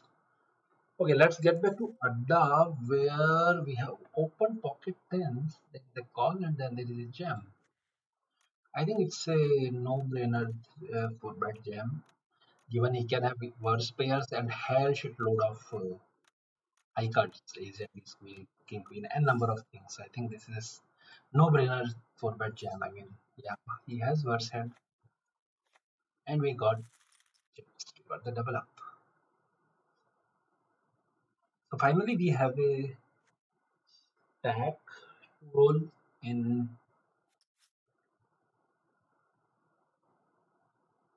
bonus with our second bullet. Jack 5 suited, we are going to check against table chip leader and flop middle pair, weak kicker, backdoor flush draw. We can check as well, bet as well. I mean, checking is usually I would recommend. Why? Because we want opponent to hit something on turn or river. Like there is not much protection that we need. And king is already there, so ace और queen ही बचता है उसमें भी उसके पास ज़्यादा है नहीं उसमें से एक तो आ भी गया. So I don't still think there is any value. I mean, diamonds or tens available. Yeah, I think we can bet one maybe here. Even given our history, I think वो अपने को ace high भी call off करेगा. और any pocket pair like इसके पास अगर fours fives भी है, even ace three type का भी hand है, three four three five anything I think he's going to call. I think We'll go and bet value again on the river.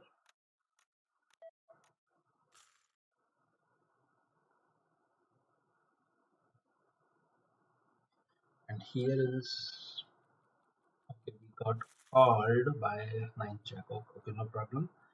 But here in Spartan, I think I can still jam there because again we have like good blockers to some strong hands.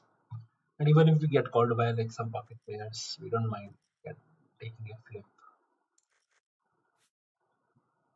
So in this hand, last time we had Jack 5 and we did value bet river, but sizing was definitely, we kept it small because of this reason that he can actually have some better hands that he calls with.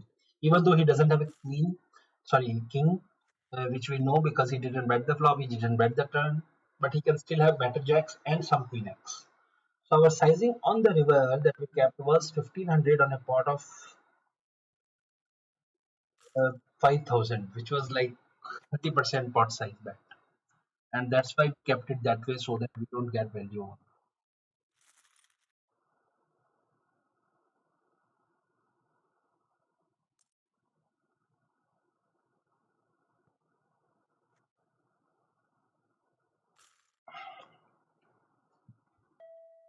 All right.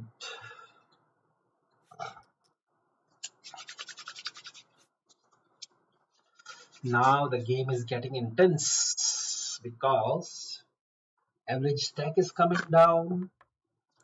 Tournament is going in late stage.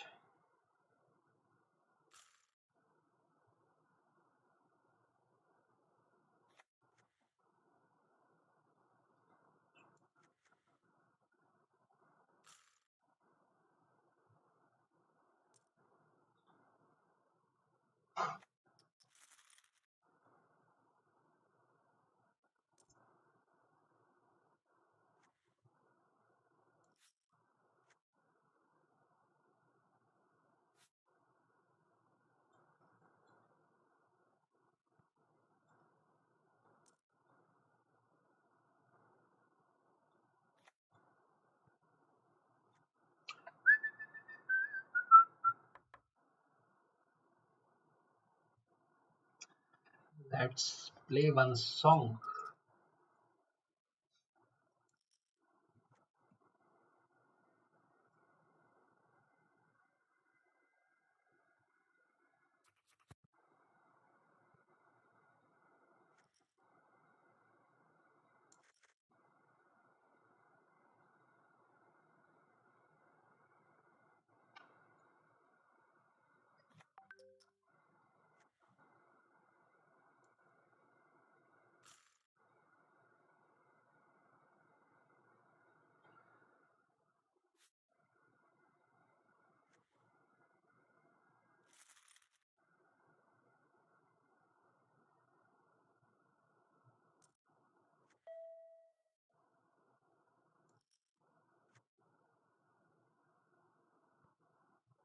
All right, tens with a 55 big blind, like close to 60 big stack. Standard open, hoping to get jammed upon by nines again, which is obviously very rarely but possible. Everyone folds. We take down the pot.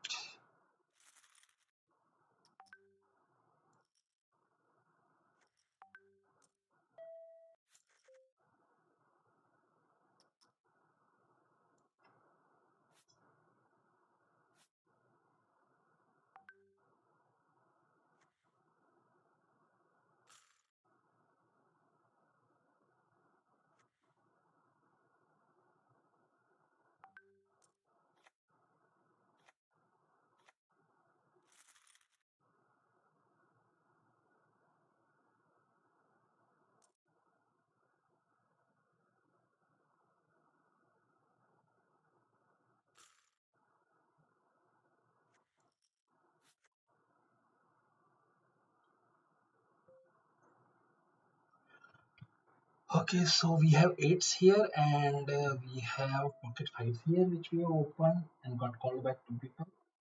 Top here, back 800.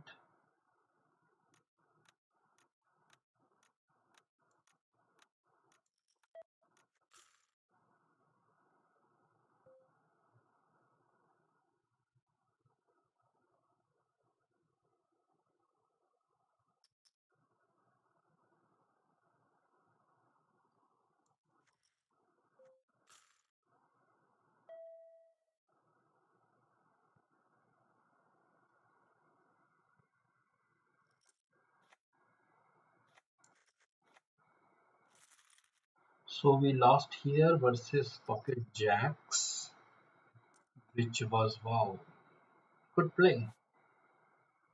Bad river for him, but good play. And here on Adda, we got it in pocket eights. We three bet, and Ansh bag who was sitting there, he jammed upon like close to I think 25 bigs or so. 29k stack on 1100. So yeah, maybe 27, 28 bigs. Getting 33% odds, we called it off, and he ended up showing pocket queens. But we got lucky and we clipped in it. So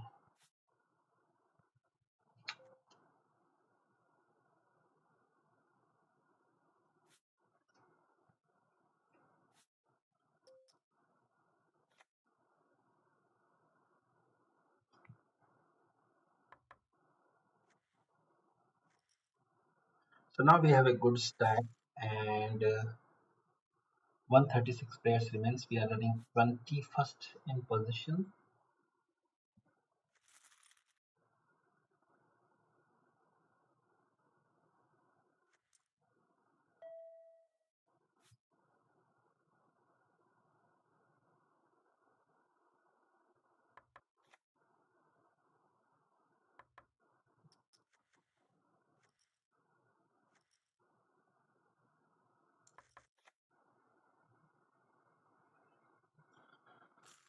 10 queens suited with 17 bigs. I think I'm going to jam at some button if I'm to me. Even Mike for bike opens, I think I can still jam it because definitely opening much wider than this. Plus 10 queen suited can pick up really good equity versus calling range. So I need to utilize my fold equity to the maximum. Like I wanted to fold hands like king 10, ace 7, ace 8, which are behind, but like which are ahead. But we have some good equity against them. So even if they want to call off, like it's fine. Okay, here is king, and we ended up losing this pot. Let's change the table. Let's play with some other opponents now. It's been so long. It's been so long on this table.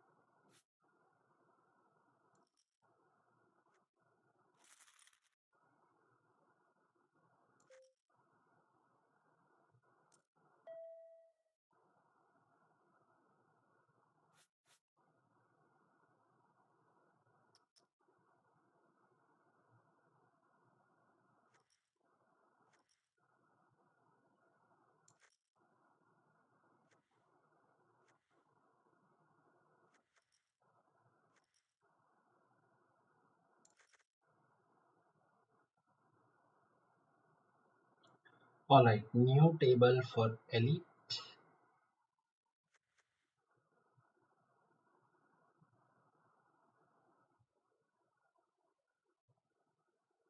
Hmm. Okay, big fan of first hand. Check.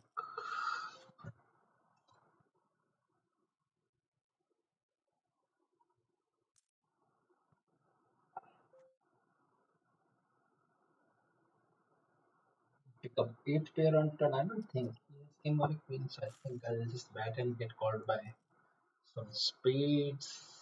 Jack is kind of back. I mean, he can have 9, 10, 8, 10, he's back 10, jack, all kinds of that. So I think I'll just check fold or probably go to a showdown and win the pot. No, he will not allow me to take a showdown, so I'll just fold. Even though once in a while he can actually have the best hand, but better to, like, we have so many other things to call them. I call eight pair, no kicker, no spade. Okay, aces and ballers on the big blind, and the biggest stack on the table is on our right.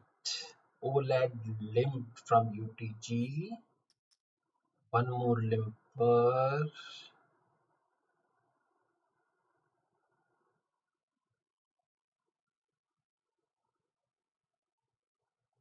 and my Euros limp. Wow, three limpers before us, and small blind also limps. Now we have to make it. I think the problem is I'm only like good effective versus this stack. Rest of the stacks I'm only like maximum 20 BB effective. So I think I'll make it like four bigs or something. Even though I should make it big, but the problem is like everyone is short except this guy. So snapped it off and drawing dead. All right, thank you.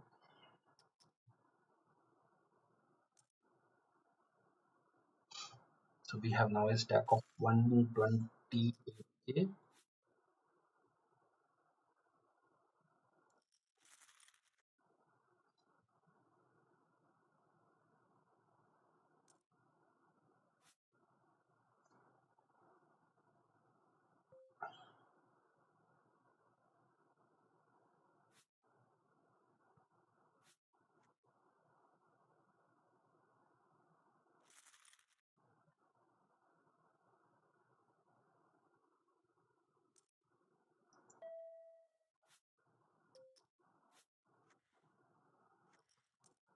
Okay, queens in elite. We are going to one.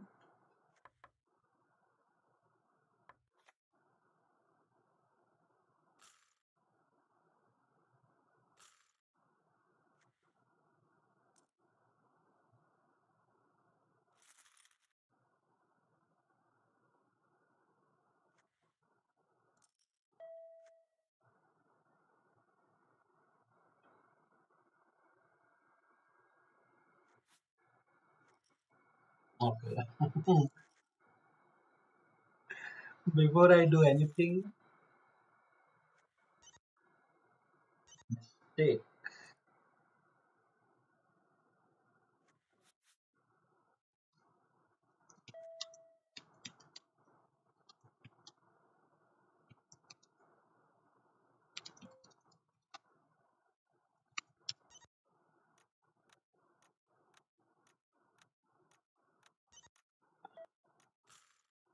All right, again, next hand queens. Last hand we didn't get payoff, so I think this is the hand. Three and a half bigs we have raised, and we got a fold.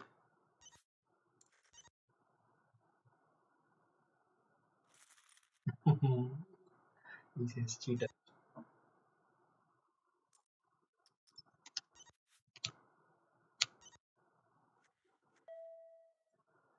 Okay, 9-10 off on small blind.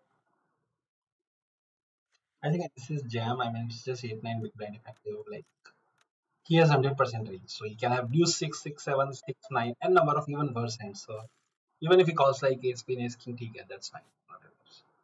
But 6 7 big blinds effective, it's close to 100% of the range is jamming. Like crap, you can fold some good hands versus some big hands you can limp, but more often than not it's just a jam. Now we have a healthy stack in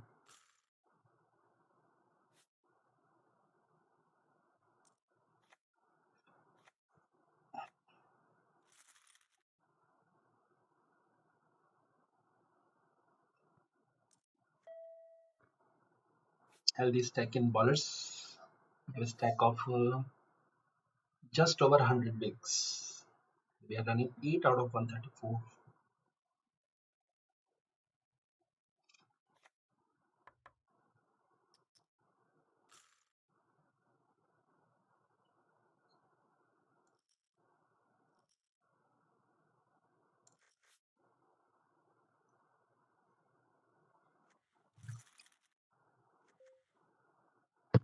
So king queen offsuit on button. We're going to open.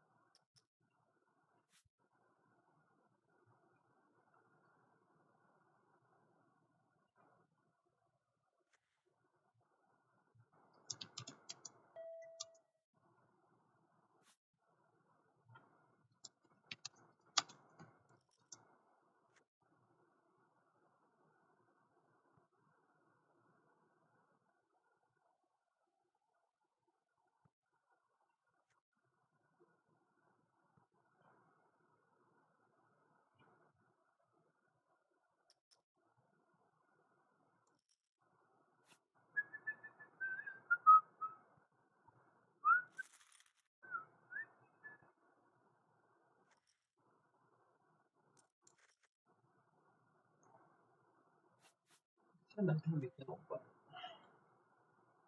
We are like 40 big blinds if I take from hijack.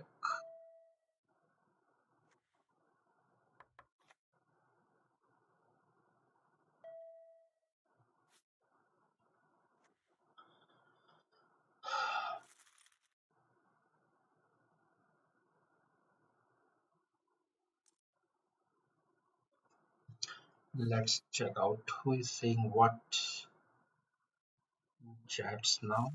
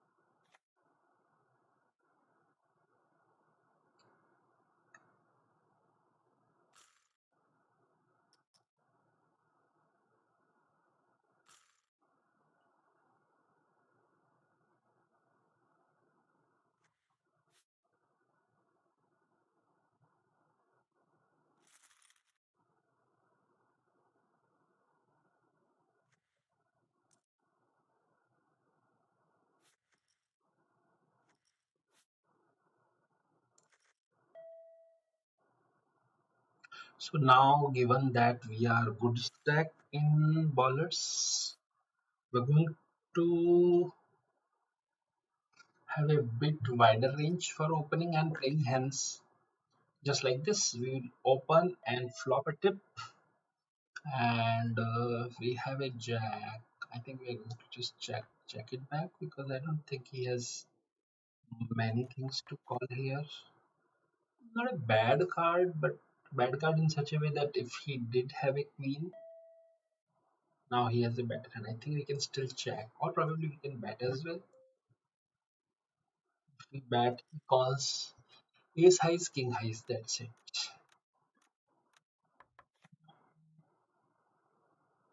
Now he can even call for a chop on the river. So I think I'll go ahead and overbet the pot. I don't think I'm going to get called, but then if I'm not going to get called, I'm getting fold anyways.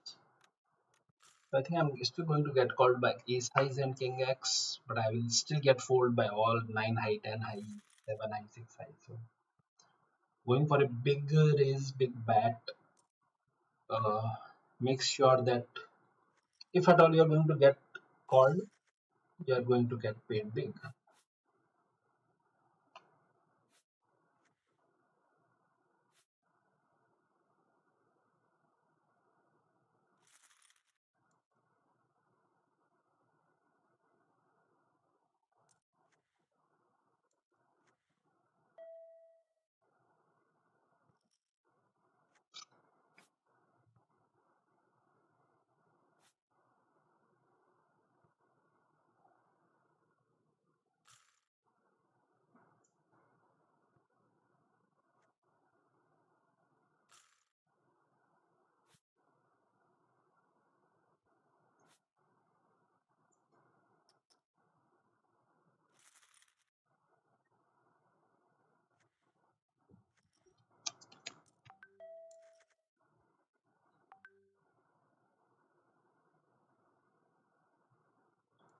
Okay, ace queen off. We are going to open first two X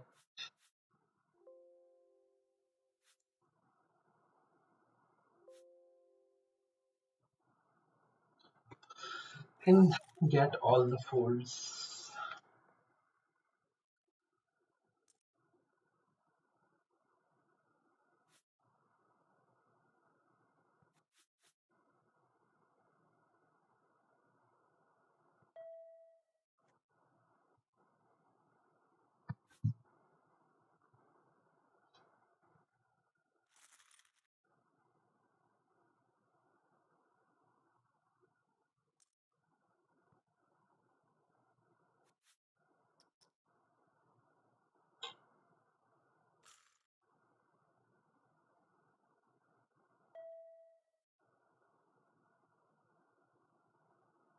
Knight off. I think we can three bet in bluff, given that it's in cut off open.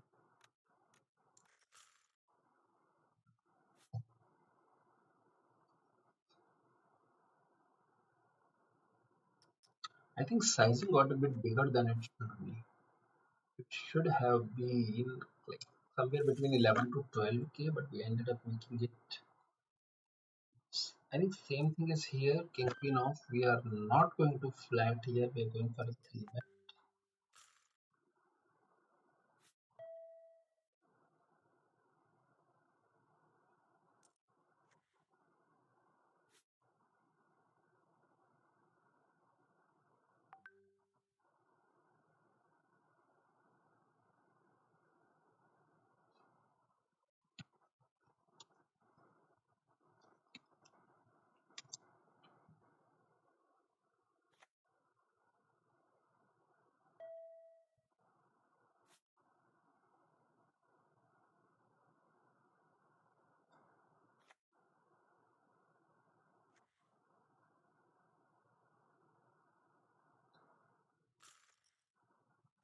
So we got the fold. It's still on same starting stack.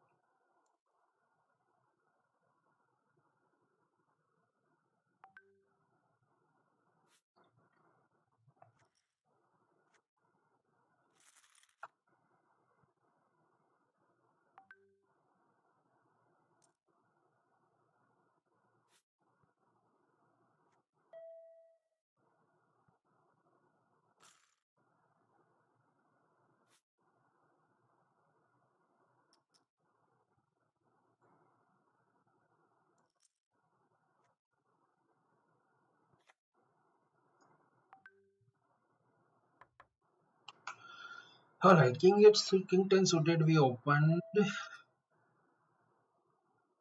and this flop we are going to see bet once small and going to bet again only if there is a queen, king, or a heart hits on the turn, or even ace.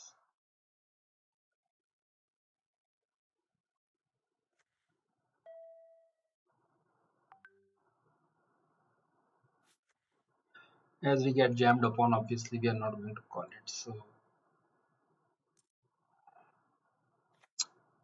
just folded, and he had flush draw, he had top pair. So yeah, alright.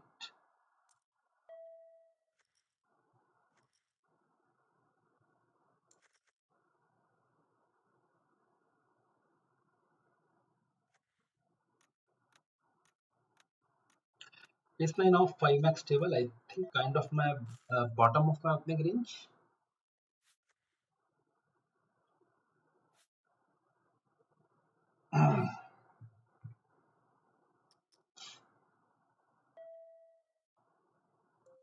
We get 3 bet from big blind, obviously.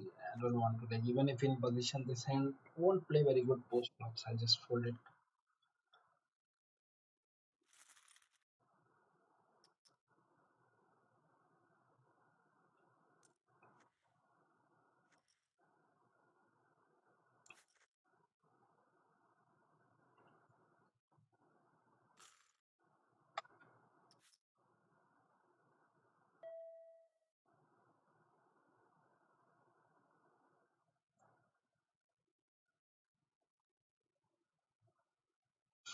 Okay, 6-10 suited, defend and flop a middle pair.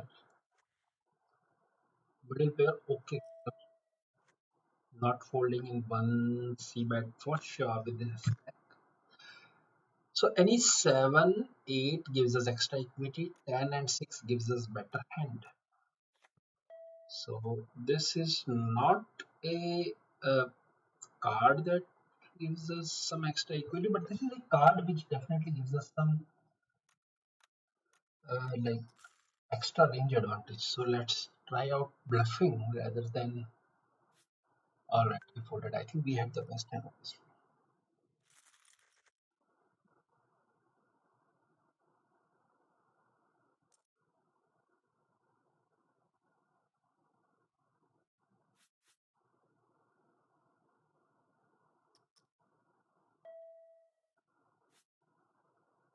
All right, we've got aces in elite, and J has opened to 800. There's a call before us. I think we're going to three bet it to 7.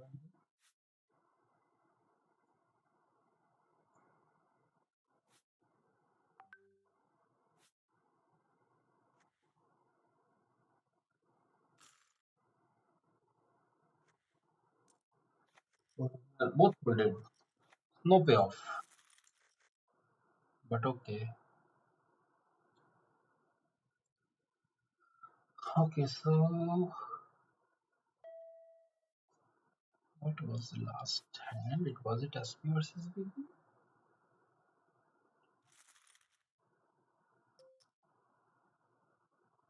Yeah, it was SP versus BB. Okay. So we are 10 out of 131 players. I think registration should be over anytime soon now. Oh, it is still 45 minutes left. For now, it's 38 places speed.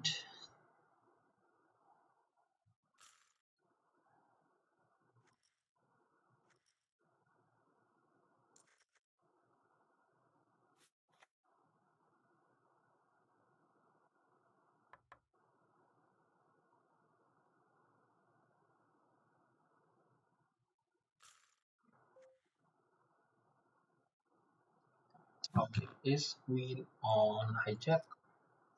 Open and come on, guys. Once, give me double up at least once. Come on, Charo, 3 bet with your ace jack suited. No, no 3 bets.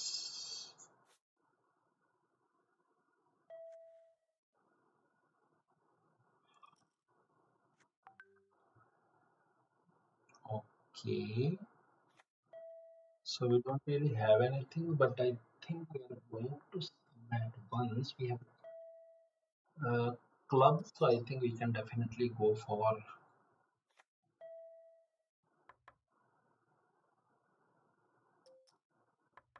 So we got check raised. We're not folding yet, definitely. And the turn is Queen of Club. Miracle turn. Top pair, nut flush draw. That's kind of one of the best card.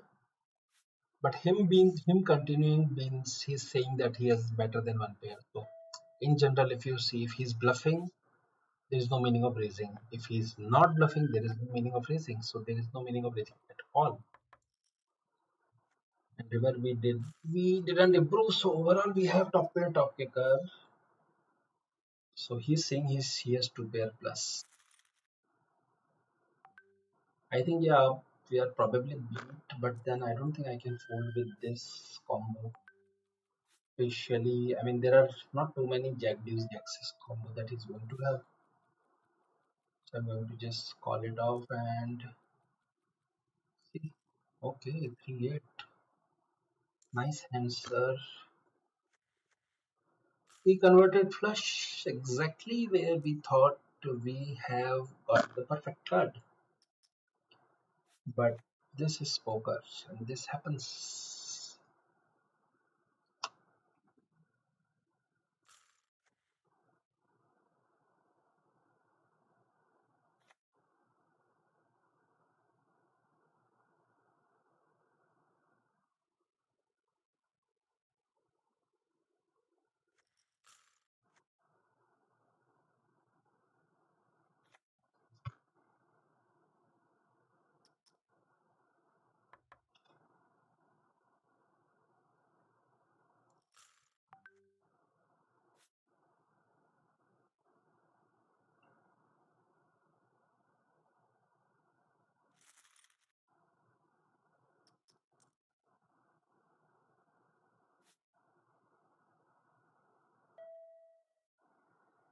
I think we are going to open ace 3 off from cutoff.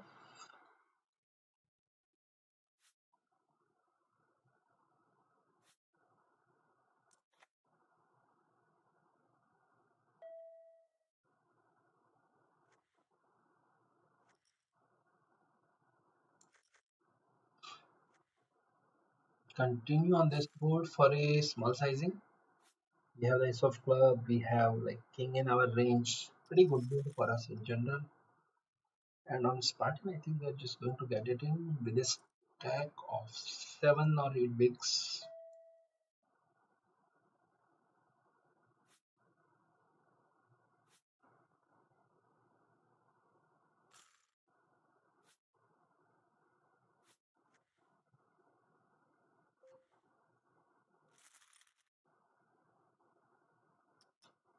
Hopefully win a flip. And it's also the break time.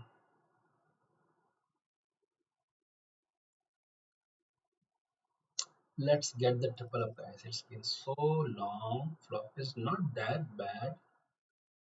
I mean, there are hardly any 7x, so probably for now only Jack X beat us. But we would love to see check check from both of them. That makes sure that, like, that not makes sure, but yeah, that, yeah, flop seems good. Turn kind of not good. But let's see.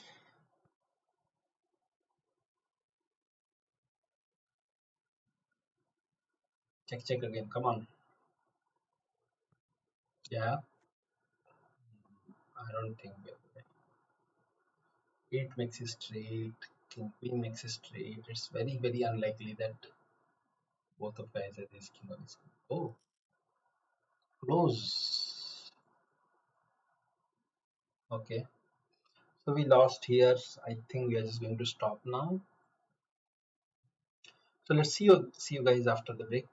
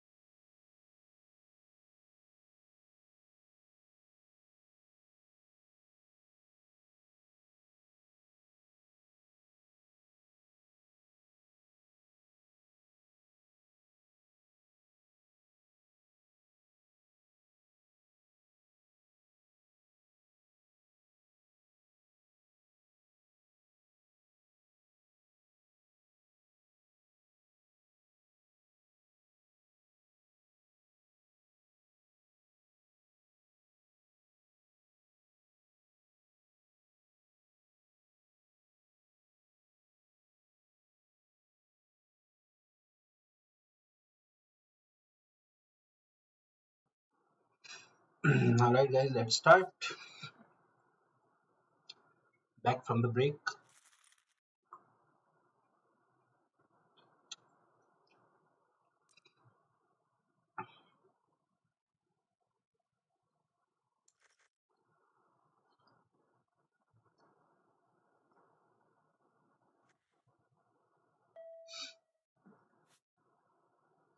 Not going to defend very wide.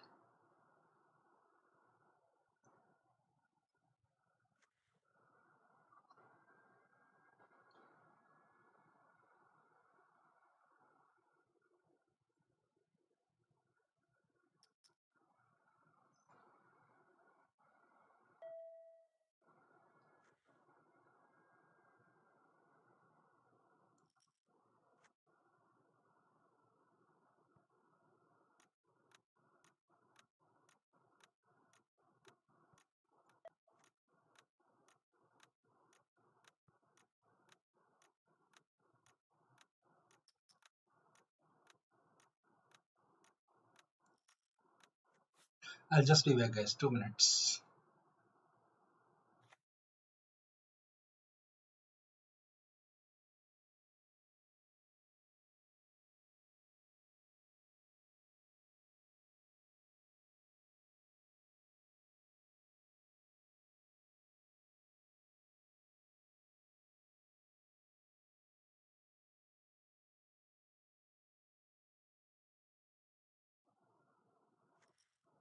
Yeah, all right.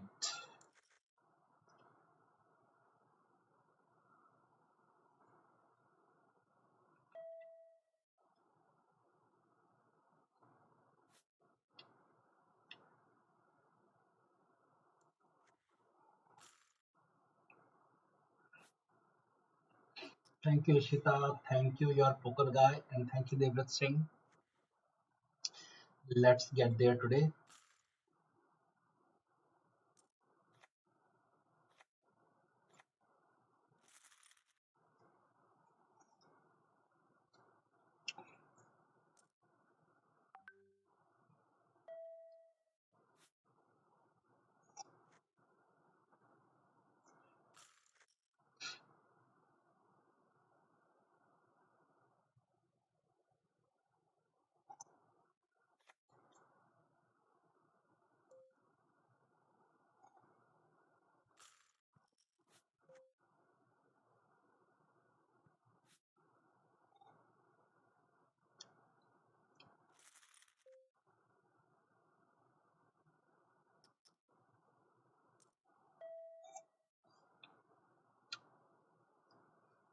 Let's open 10 queen, 5 max table, and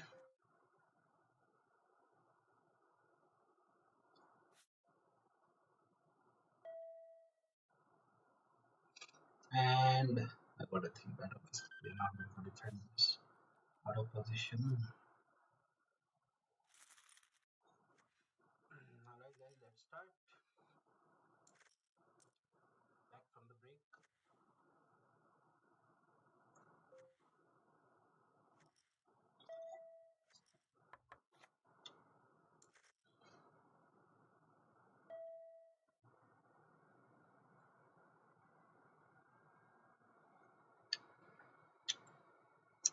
All right, queen it off. We check and facing back. Middle pair not folding. Definitely for now.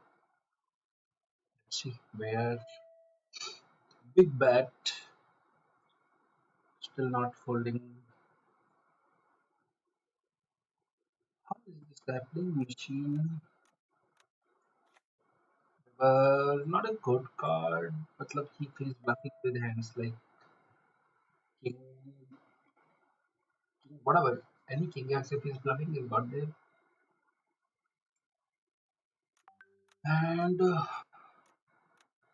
but in general, this board is definitely developed in such a way that if all my holdings of 6, 7, 7, 8, 8, 9, or any attack 6, 6 are definitely into trouble. So, how big is the price? Let's go here. Future, we'll see if this opponent specifically is trying to do this again and again, we might have to take some action against him.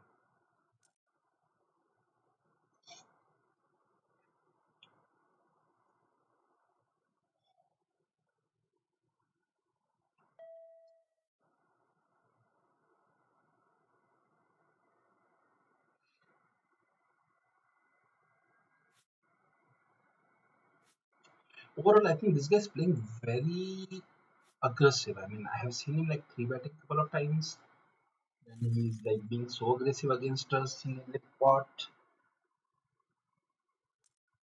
So yeah, I mean, I think one day or like one hand or the other hand, we will have to strike with him. Okay, I think this hand we are going to three bet him to 11.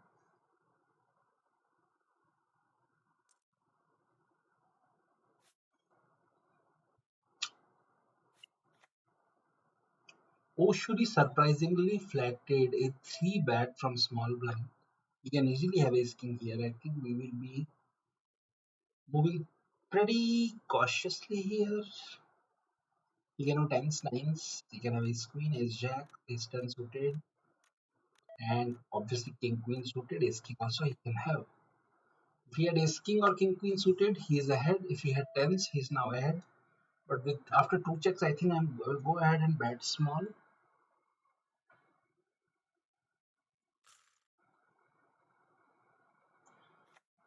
I think this is a pretty safe card. I think I have the winning hand now, so I will still bet, get called by some pocket pairs like ace nines or ace highs. I mean, there is the only problem is if he check raises, we will have to just fold this hand. I don't think we can call, but we'll rather bet fold than checking. Yeah. So we have taken value from the worst hand.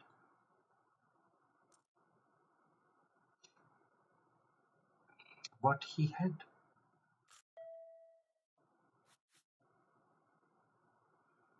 So he had nines. Yeah, exactly the hand that we wanted value from.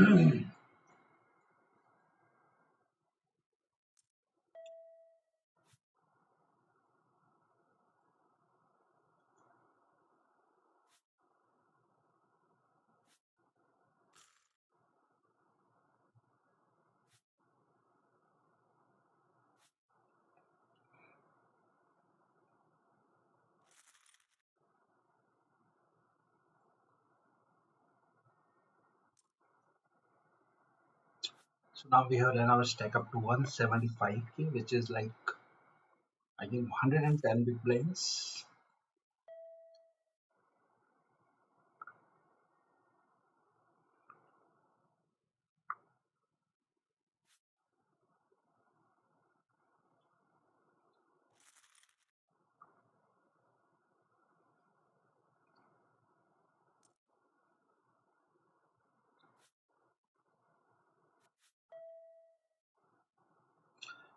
I'm going to raise it to 2.8 bigs. Flopped up pair in a dry board. I think I'll just check call. Just check call here. Once it goes check thread, I think I'm going to do that. Got the fold.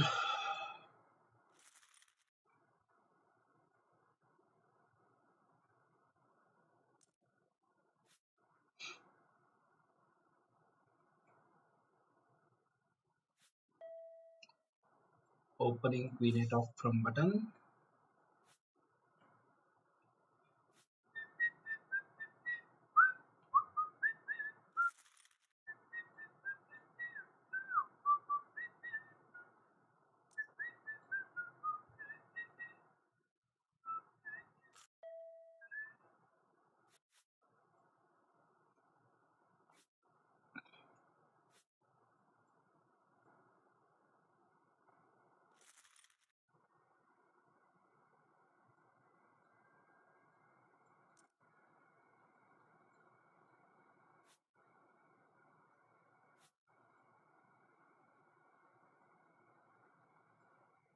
Let's start another tournament, which is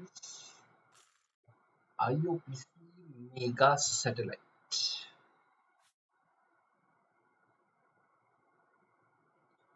So wait a minute.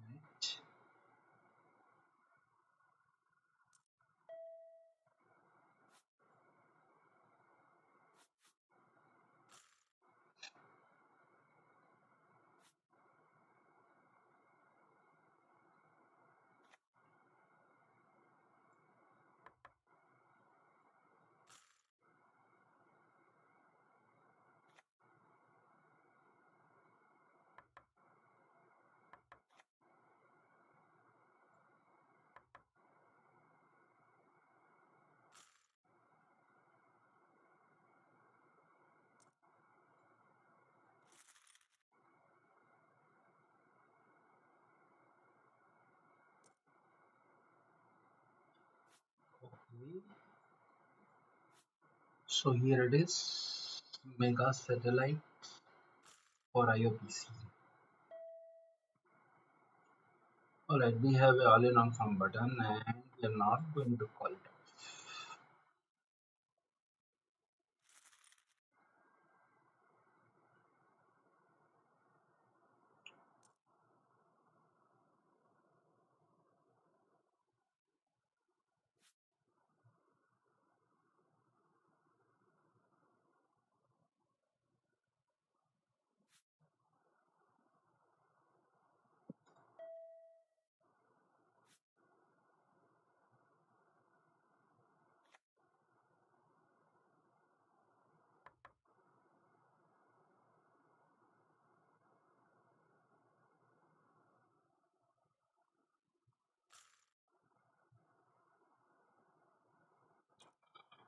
We have picked up queen,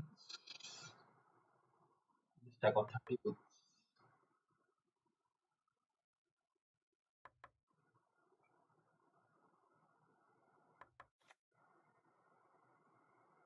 and we open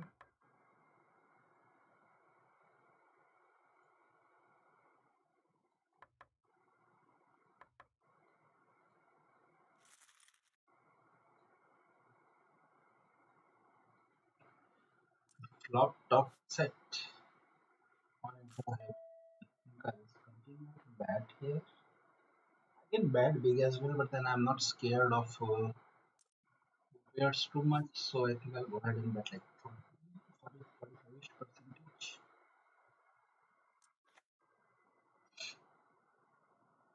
Turn a full house. We'll still bet 5 maybe so that the river SPR is close to 1. He's still not folding diamonds. He's still not folding. Jack is definitely not folding. So,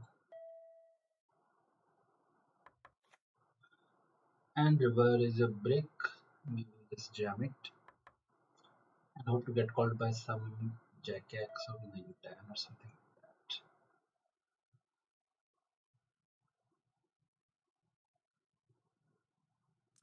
Nope, he folded. And here we have defended 8s. Oh my god, this is a bad river. Now we cannot call it. So he opened, we flat it from button. Flop goes check check, turn he bets. Now he can have so many like good draws on the turn. That's why he may be betting. So we called on the turn once. But the river is really bad. Like king queen got there, ace queen got there, then some queen x of diamonds got there. So we ended up folding.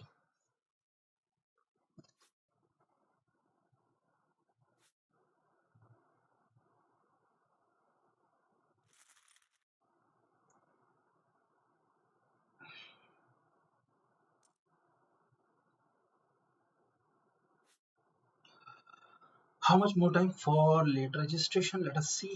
It's 19 more minutes before the late registration gets over. For now, it's 43 places paid with 6.7 lakhs top. So that's the target 6.7.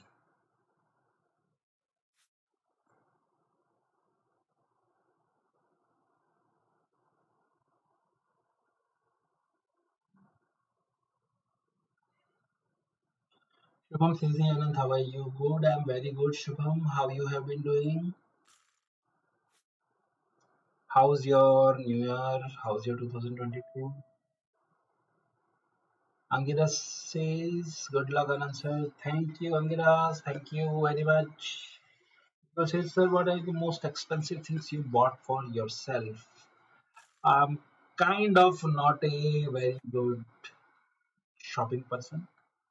I didn't really buy any expensive things as such. But I can't really name it. I mean, there's no expensive things. I'm like kind of very normal life person.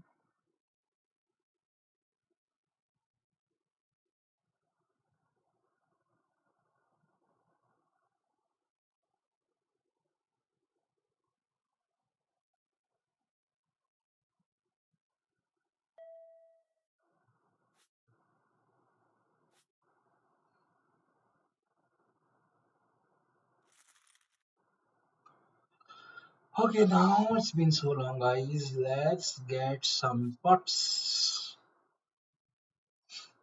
6, 7 off. We are not opening from button, even though we are really looking for a good pot. I somehow feel that machine 541. Alright, king 10 suited with this hand we can 3 bet as well, we can call as well. Given the stacks behind, I think I'm going to bet it. If I flat and there is a 3 bet pre-flop, I cannot call this. So I'll rather 3 bet myself and put some of the stronger hands behind like king jack or king queen, those hands into kind of a spot where they will like okay, this guy is all I don't think I can fold this now. Like I'm getting very good price, close to 27% equity is what I need. So I'm going to just call it and hit a flush in the back door. So lucky is what I am, guys. Sorry, what to do. By the way, the guy we busted out was one of our good friend, but he definitely doesn't mind losing one bullet of satellite. Okay, so we raise one BB to Kavi P. He's going to battle hard with us.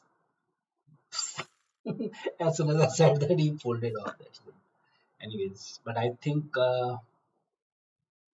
on this table, I'm going to have more battles with only Kavitri because this guy doesn't fold anything. This guy 3 bets a lot. This guy plays a lot of hands. You see, he has started and look at the sizing. I mean, 14 and a half picks. Like, how do you one suppose someone to play 14 BB 3 bet? But yeah, this is poker. Alright, here I think I'm going to 3 bet finally. 3 bet bluff. He has been opening quite a wide now. So I'll 3 bet to 4x. Get called. Continue for a one third pot bet. Don't think he has too many 5x, but he jammed. Wow, now that's I don't know like what exactly is this? I don't understand. Even though obviously we're folding, but I don't understand this play. I mean, if he has a 5, he should never ever jam. If he doesn't have a 5, he should never ever jam. As simple as that.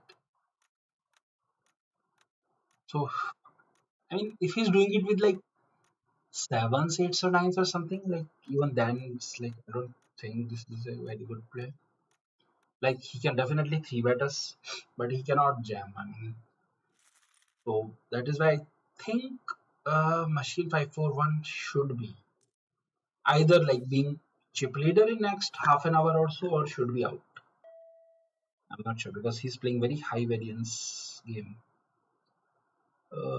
This is kind of a bit wide to open this, so I'll just let it go. Alright, Kavipiri has already lost stack to someone else. Yeah, Jack 10 versus.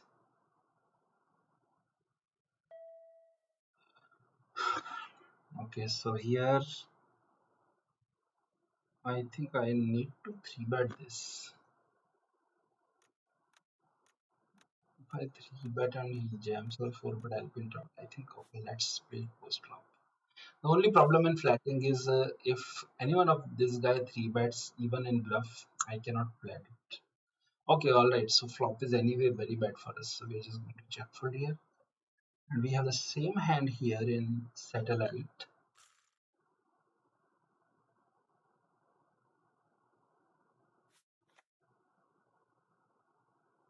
There is an open, I think versus this open I'm going to just jam. Wow, then there is a 3 bet as well. Now this is kind of tricky because we can only hope bluff versus bluff. I think this will be wild if I jam this. I just, I think it might be a bad fold, but then the situation says, oh wow, we had a set on flop.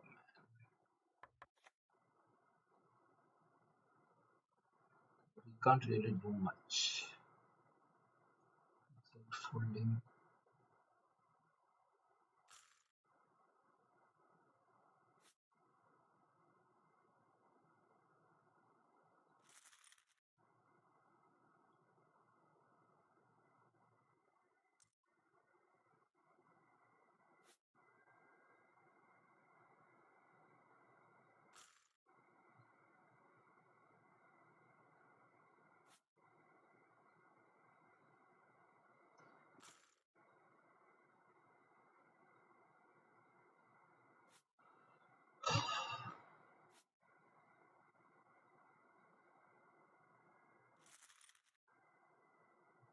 Send some good luck, guys. We have reached to I think 170k plus. Yeah, 175k, close to 175k. Now we are down to 140k. So we have lost almost 35k chips from our highest. So get us some good luck. Get us some chips and some more.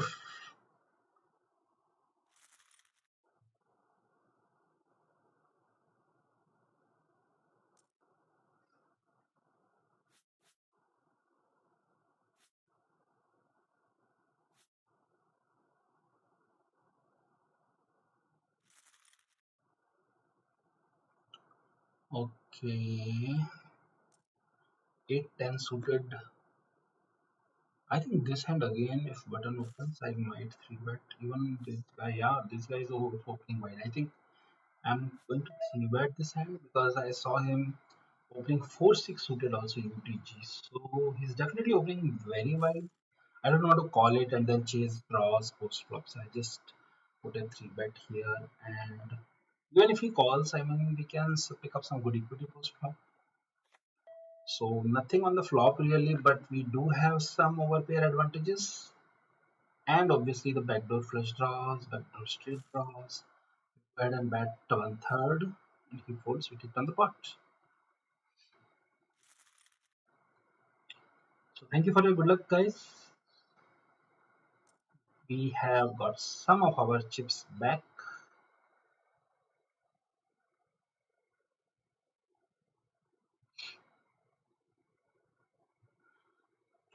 And I think we will just close our stream in some time now. It's been close to 3 hours, so I feel that I'll just keep playing because this game is definitely going to run for long. So I'll just stop it in some time. You guys probably need some good sleep and a good news tomorrow morning maybe that we ship ballers.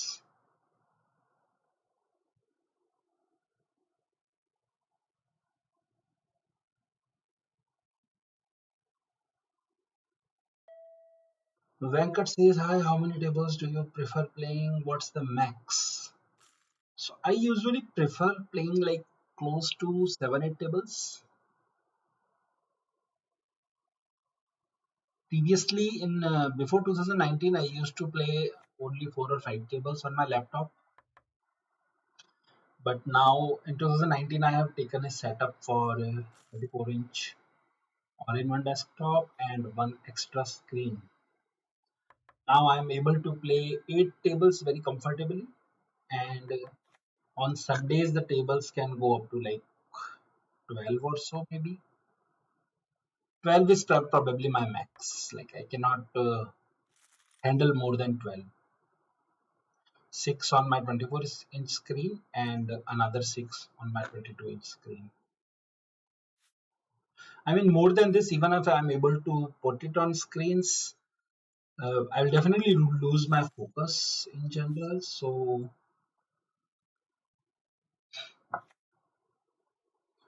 I don't want to put more than 12 tables at once.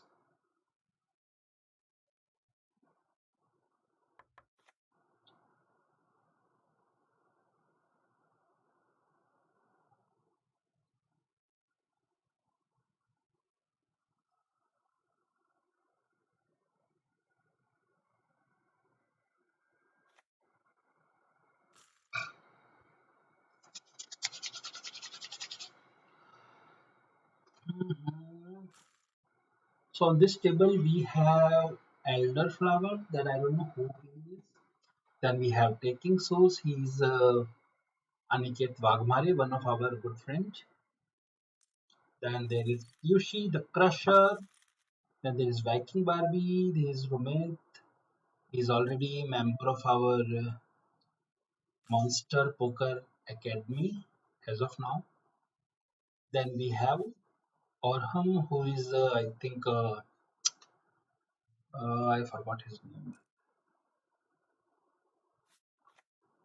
It's really skipping my mind. I'm not sure.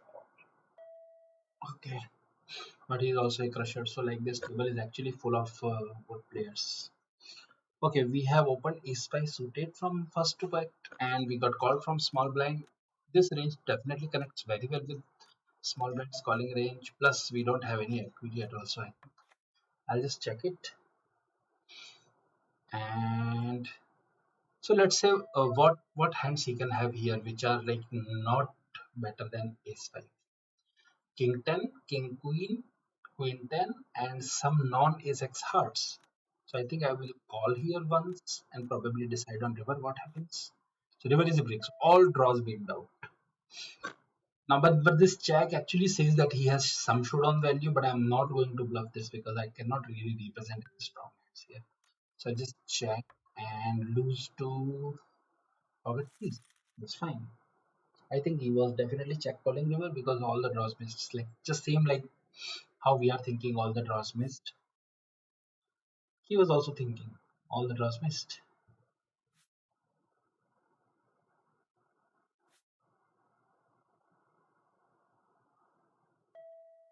7-9 off on big blind. We can defend versus this opponent. Uh, he has a good stack. And we kind of know that his opening range is wide, so that may be useful. Post flop we have Gatti. We are not going to call Gatti here, but we can definitely put a check raise. So if he obviously continues in whatever form, we will just give up. But then he folded. So we build the pot.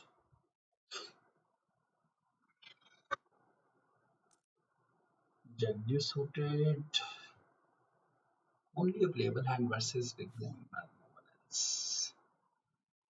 So see, this guy is actually opening like half of the hands. Out of 6 hands that we are playing, he's opening 3 of them. Definitely his opening range is much wider. And then he's folding a lot also on 3 bets. And he is 3 betting every button. So these are couple of consideration that we can make.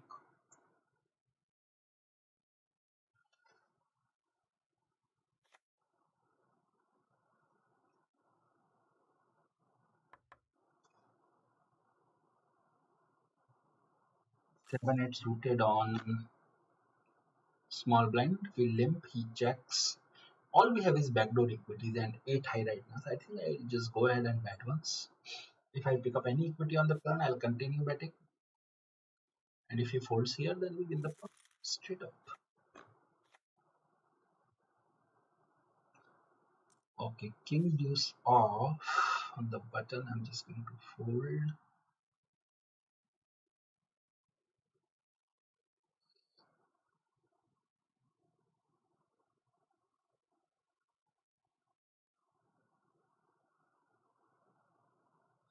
Abbas says, "We are awake, sir. Please continue playing. Would love to see you go deep." Yeah, I would definitely. I would also love to see myself going deep.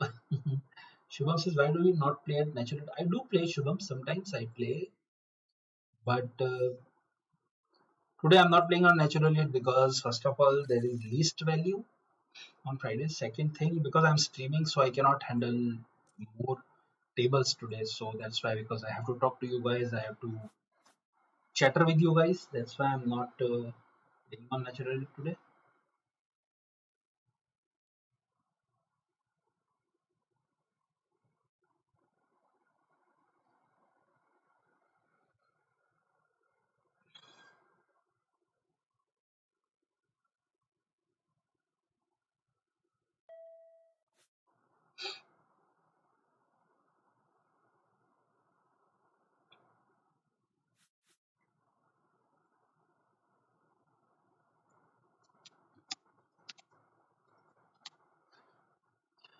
Okay, is 5 suited. We're going to open here.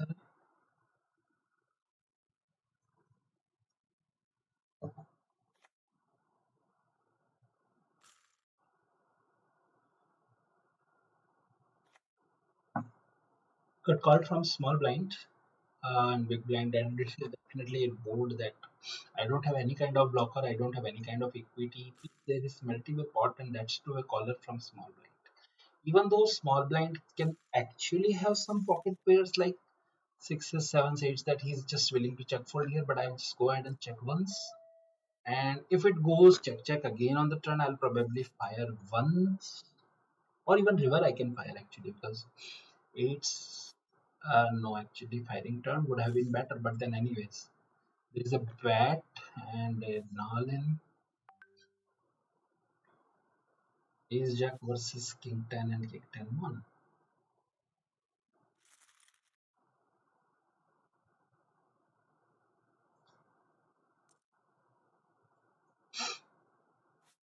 I think I need a T now.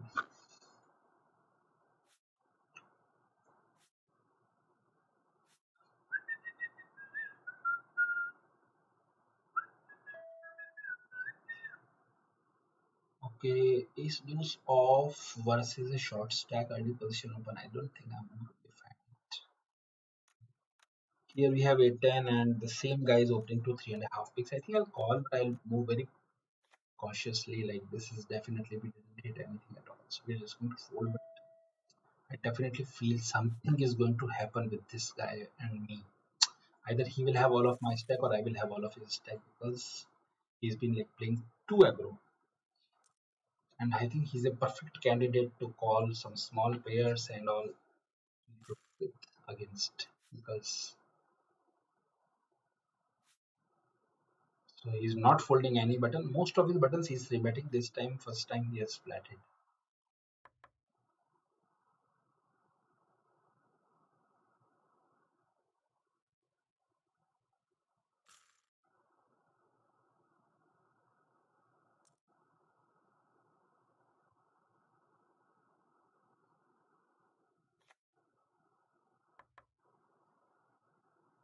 Alright, King Jack off one button.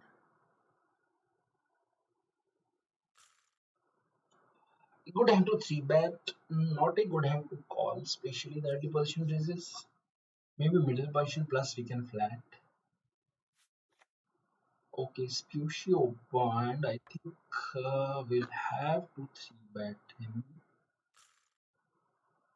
His stack is 30 plus. I'll three bet him and obviously fold to a four bet.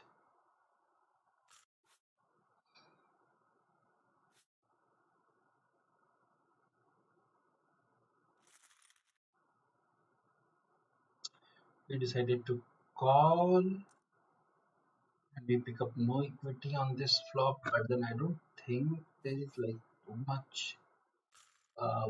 We can have some 10x that he will continue. He also has sixes, sevens, nines a lot. So I think I'll just go ahead bet one time big and then give up.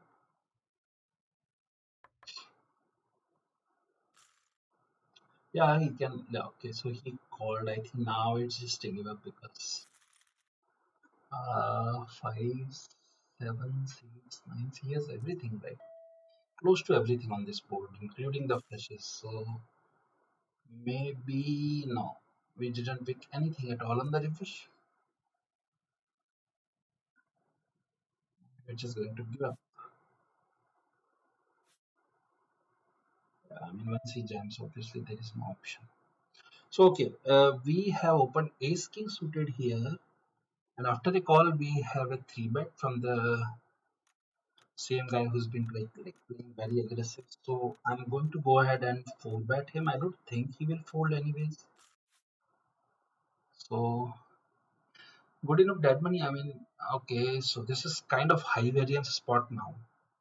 But given the price that we are getting, I don't think we are folding. So good luck us. This is a pot that is make or take our stack. Good luck. Okay, it's a chop. Yeah, it is indeed a chop. We had some equity on the flop extra for a backdoor flush, but obviously we didn't get there.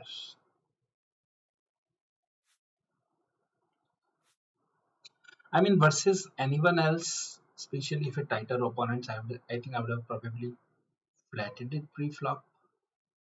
I mean, it's not bad to jam there also, but then just to reduce the variance, I can flat it sometimes because tighter opponent is going to have a tighter range of three bet there, but this specific opponent is like opening wide at least, if not three betting wide. So we can like easily expect him to be three betting ace jack suited, ace queen, and even the three betting pairs are I think probably starting from nines or so.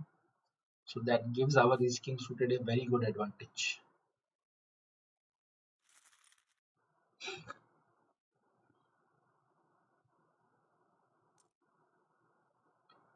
All right, 5-7 suited.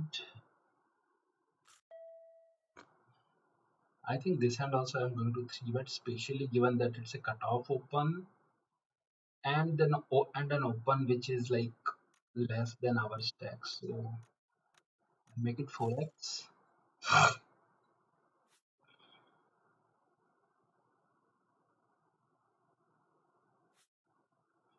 and pick up the blinds plus the release amount. We had a five pair on the river, indeed. Probably it was the best hand. And now we pick up aces and the button. So we'll open to 2.1 BB. Oh my god, come on. That's disappointing.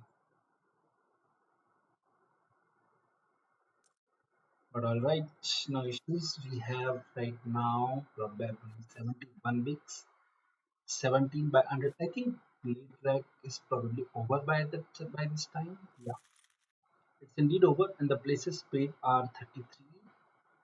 Sorry, 43. Min cash 16K with the 7.2 lakhs up top. Okay, alright, let's go. So we open king queen suited and again get all the folds. Machine, where did he pick up some stack from? 8-9 suited, again I'm going to open. It's our third open in a row. So machine won a pot.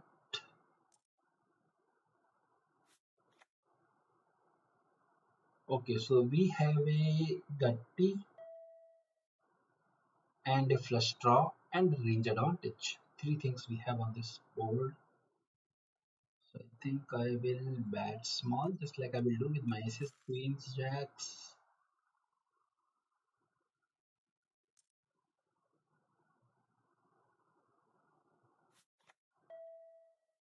Turn is kind of bad card for me, but I'm not sure if I should continue on betting or check calling. Check.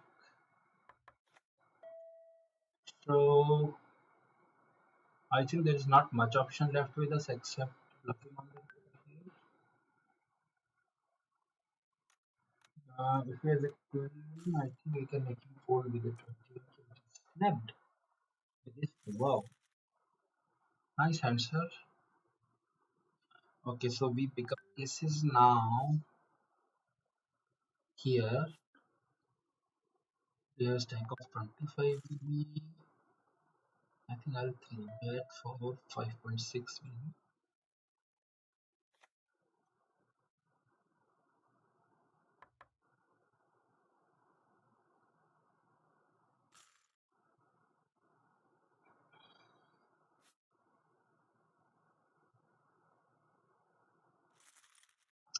So we won the pot against Pocket Force. So now we have 23k stack here. And King 7 suited on small blind.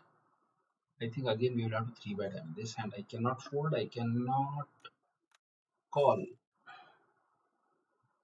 So even though it's second in a row 3 bet open, yeah, that was kind of expected, but then I cannot help it. I mean, he's also opening every cutoff, right? So I'll have to do it. Yeah, he will jam it once in a while. We will have it once in a while, and either we will get like we will stack him off or he will stack us off. Yeah, that's poker. But if so, he's opening. I don't really have any option apart from playing aggressive against him. Okay, okay. This hand I think I'm going to flat 50 big blind effective. We have already 3 bet him a couple of times, so I think if he 4 bets even in bluff, it would be a difficult spot for us. Monotone board, top pair, top paper. Overall good. Not folding against him for now. Alright, 3 of a kind. I feel he is going. Huh? Okay, now the decision comes to this. If we flat and the river is a spade and he jams, we will have to fold. But if we flat river is not a spade, whatever he has, he will jam or jam, we will call off. River is not a spade, so now we are going to call it off anyways. Good luck, us guys. This is it. I mean, if he has it, he has it. Ah, bad way to end the stream, but it is what it is. Okay, guys, now there is only one tournament left, Satellite. So I think we will just end the stream for now. I mean, this last hand was really unfortunate to have trips with the Nutkicker ended up against Set.